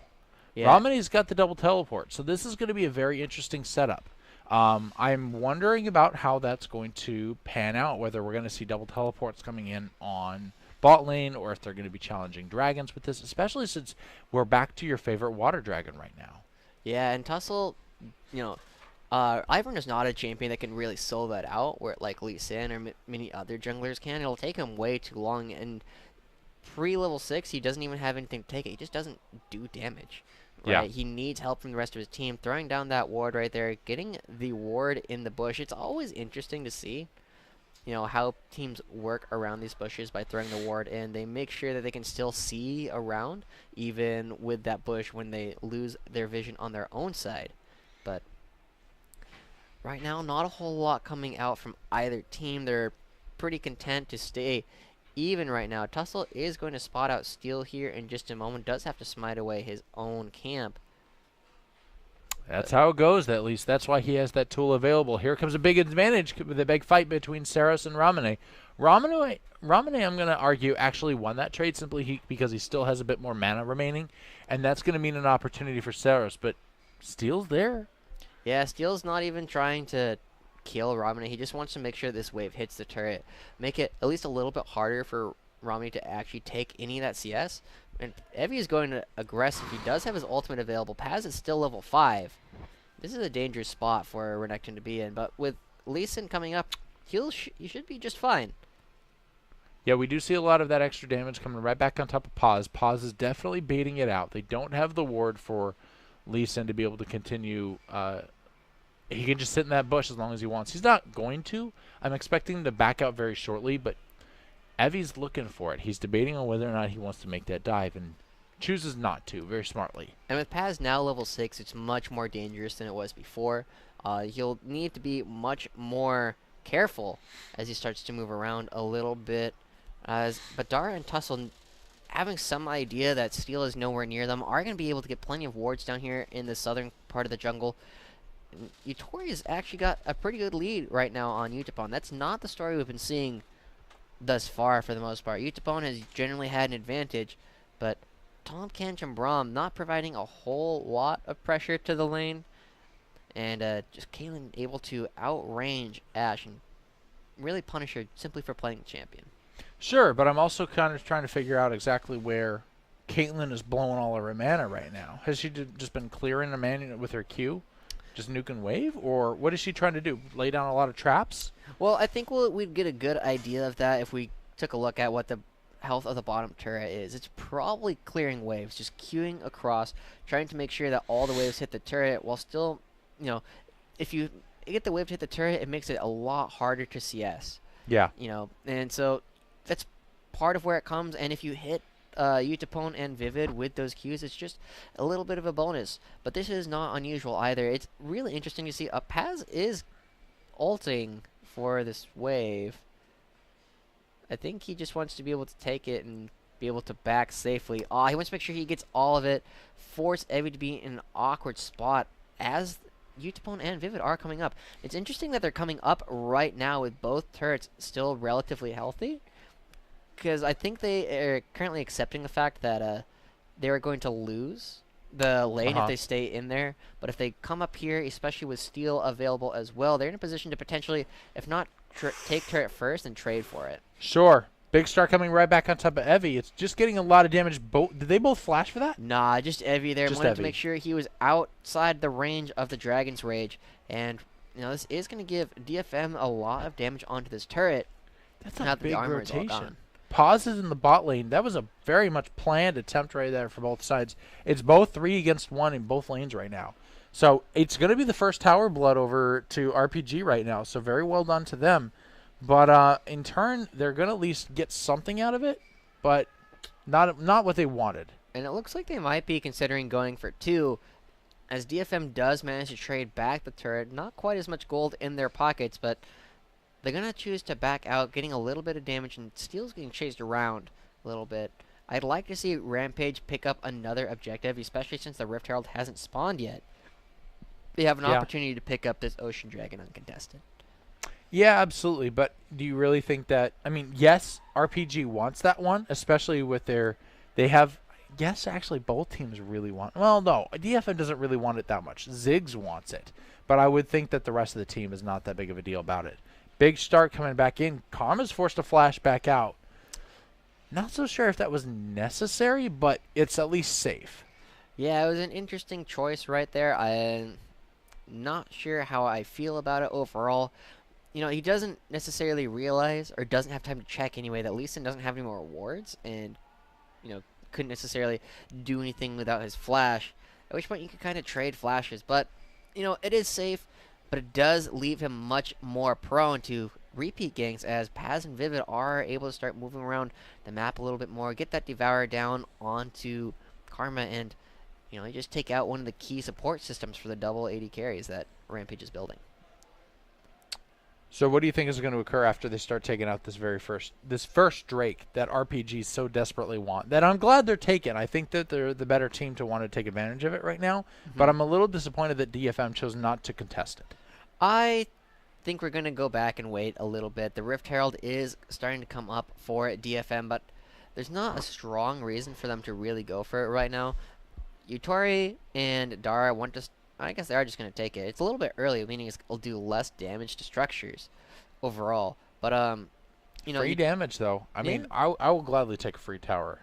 Yutori and Dara do want to just start putting pressure in this mid lane. And if they can force Ziggs into a side lane where he's much less safe, it would be fantastic for their team overall. And we do see that Yutori is just kind of using his Q to shove in these waves a fair amount. But Ziggs is not yet at the position where you can just instantly clear a wave. But if they give it a little bit more time, you know, another 5 minutes, he's going to be able to start clearing the back line pretty quickly. And at which point, they won't have anywhere near the same kind of pressure. Here comes Abyssal Voyage.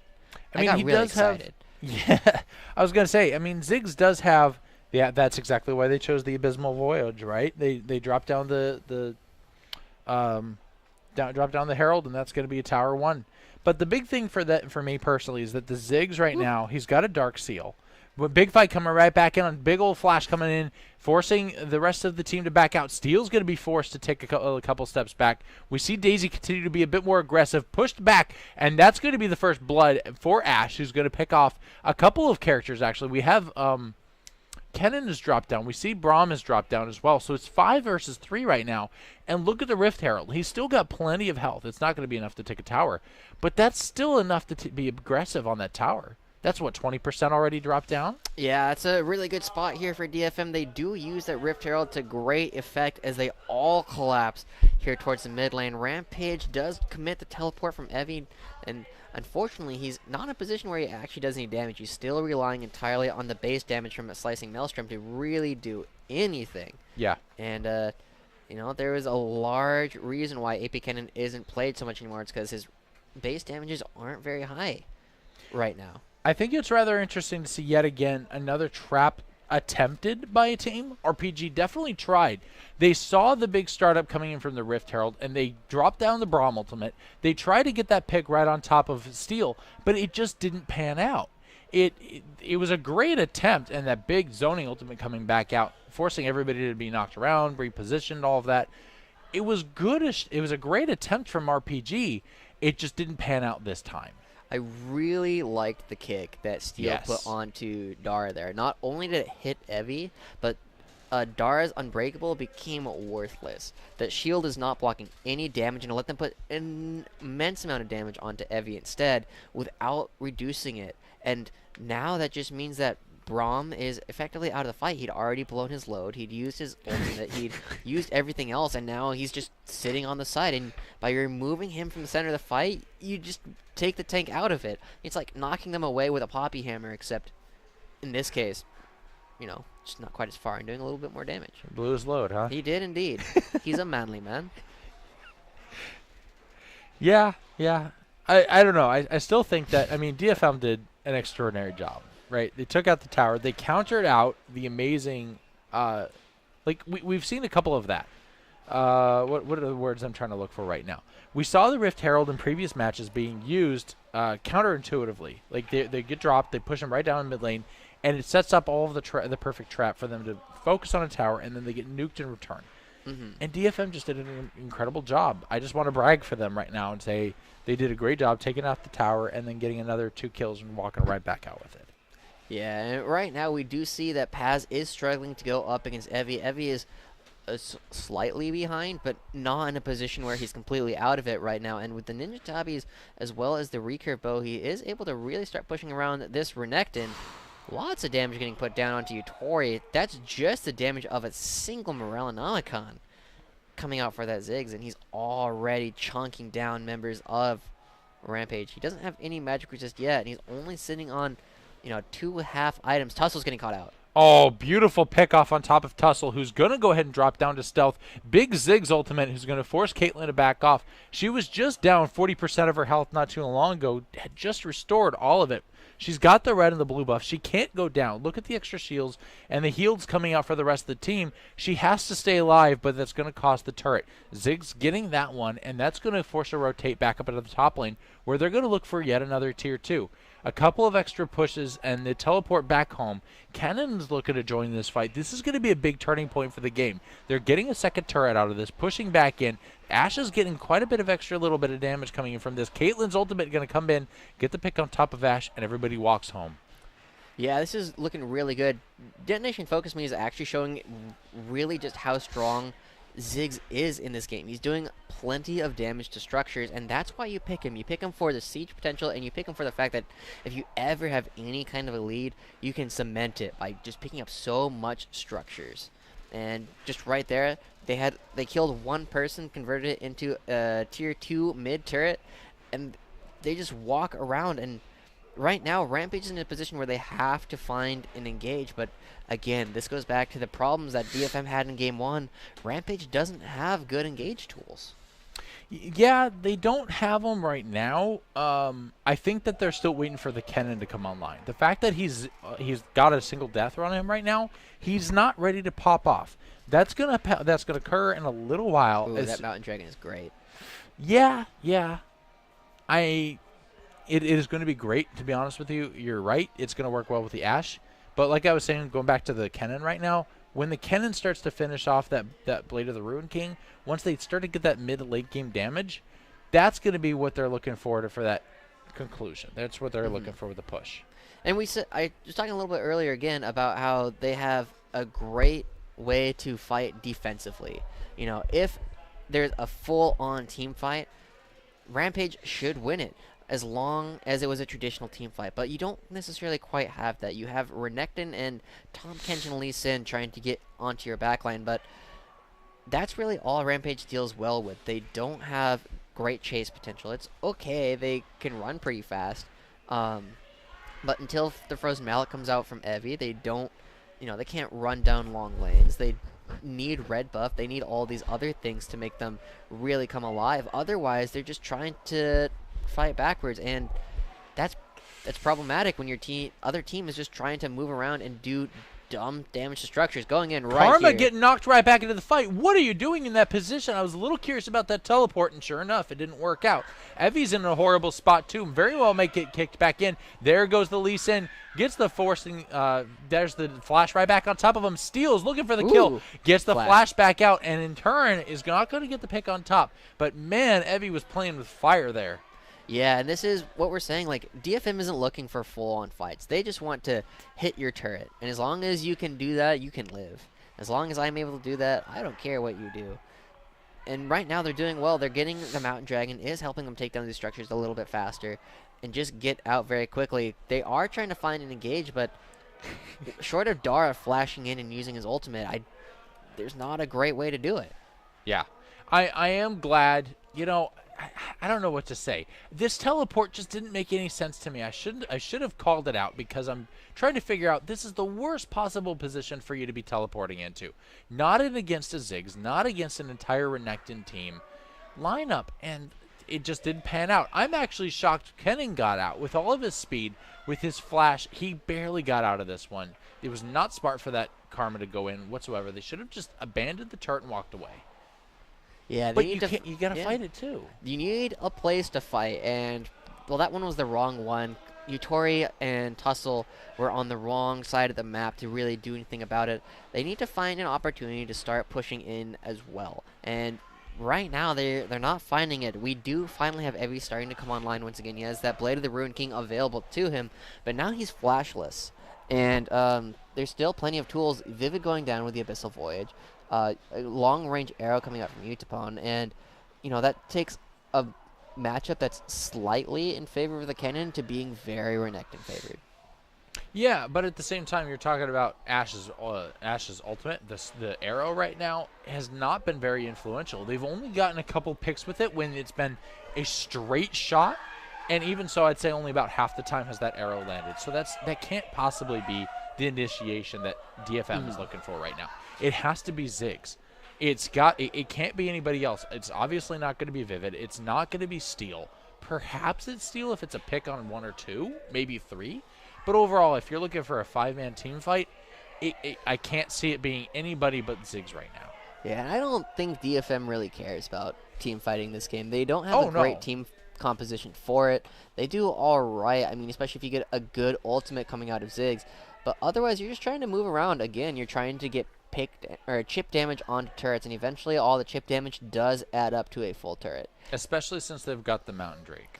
Yeah, the Mountain Drake, the Ziggs, and Ashe, they are able to hit it from a good distance away and just be able to put out plenty of damage that way. But right now, it's just not in the greatest position for Rampage. They are finding it. Paz fancies a fight right here, but Evie's just running away. We've seen that battle a couple of times today already between the Ziggs and the Renekton. So I'm curious to see what's going to happen. Great startup, and that kick is going to put Evie in a horrible position, but Steel is now the one who put themselves in a bad spot. The stun's going to come out. Yutori Moriyashi. Yutori, I'm just going to say Yutori. That's what everybody does. Yutori's going to get the pick on top of that. The tier 3 is going to drop down as well. So I don't think they really care in the least that they lost the Lee Sin because they took a tier 3 out of it. Yeah, and again, they're just looking for these quick hit and runs. You know, honestly, a Cloud Drake wouldn't be the worst thing for them. Just run in, knock down a turret, run out, and you're good. And they're just in such a good position to do whatever they want. You trade a kill here, and I think Paz trying to run onto Evie, I don't know if he ever actually intended to kill him so much as draw attention to himself so that the other 3 members on the top half of the map could take that inhibitor turret. Yeah. Well, we'll see what they're able to accomplish. But we do see that DFM has the lead here. Now the question is whether or not they're going to be able to take it home for a victory, right? It could all very well be thrown away with a poor Baron call at this point. But I do feel like these two teams are a little smarter than that. Yeah, we haven't seen, I like the word frivolous here. Frivolous Baron calls for either of these two teams. They are, they test. It's like, can we do this? Nope. All right, we'll head back out. But that's about it. They don't see the hard commits from them, and especially they don't see the 5-man commits without actually sweeping the pit properly. Vivid has been spending a lot of time here. He has plenty of wards available to him. He's got at least 2, and he's got the sweeper right now as well. There's not a whole lot of vision left alive for Rampage in this part of the jungle, despite Dara and Tussle's best efforts. So my question is, what do you think? Who do you think are going to go after this next dragon? Do you think this is? I guess that answers that one right away. Gee, I wonder. I was curious if DFM was going to challenge it, but I figured RPG definitely wants this one as well. They have not taken. They've only taken 1 tower right now. They need the extra damage and they need the gold right now. They are definitely behind. They're 5,000 gold behind right now, but that answers that. DFM are more than happy to pick up the extra tower damage, and I don't know. That's their objective right now. So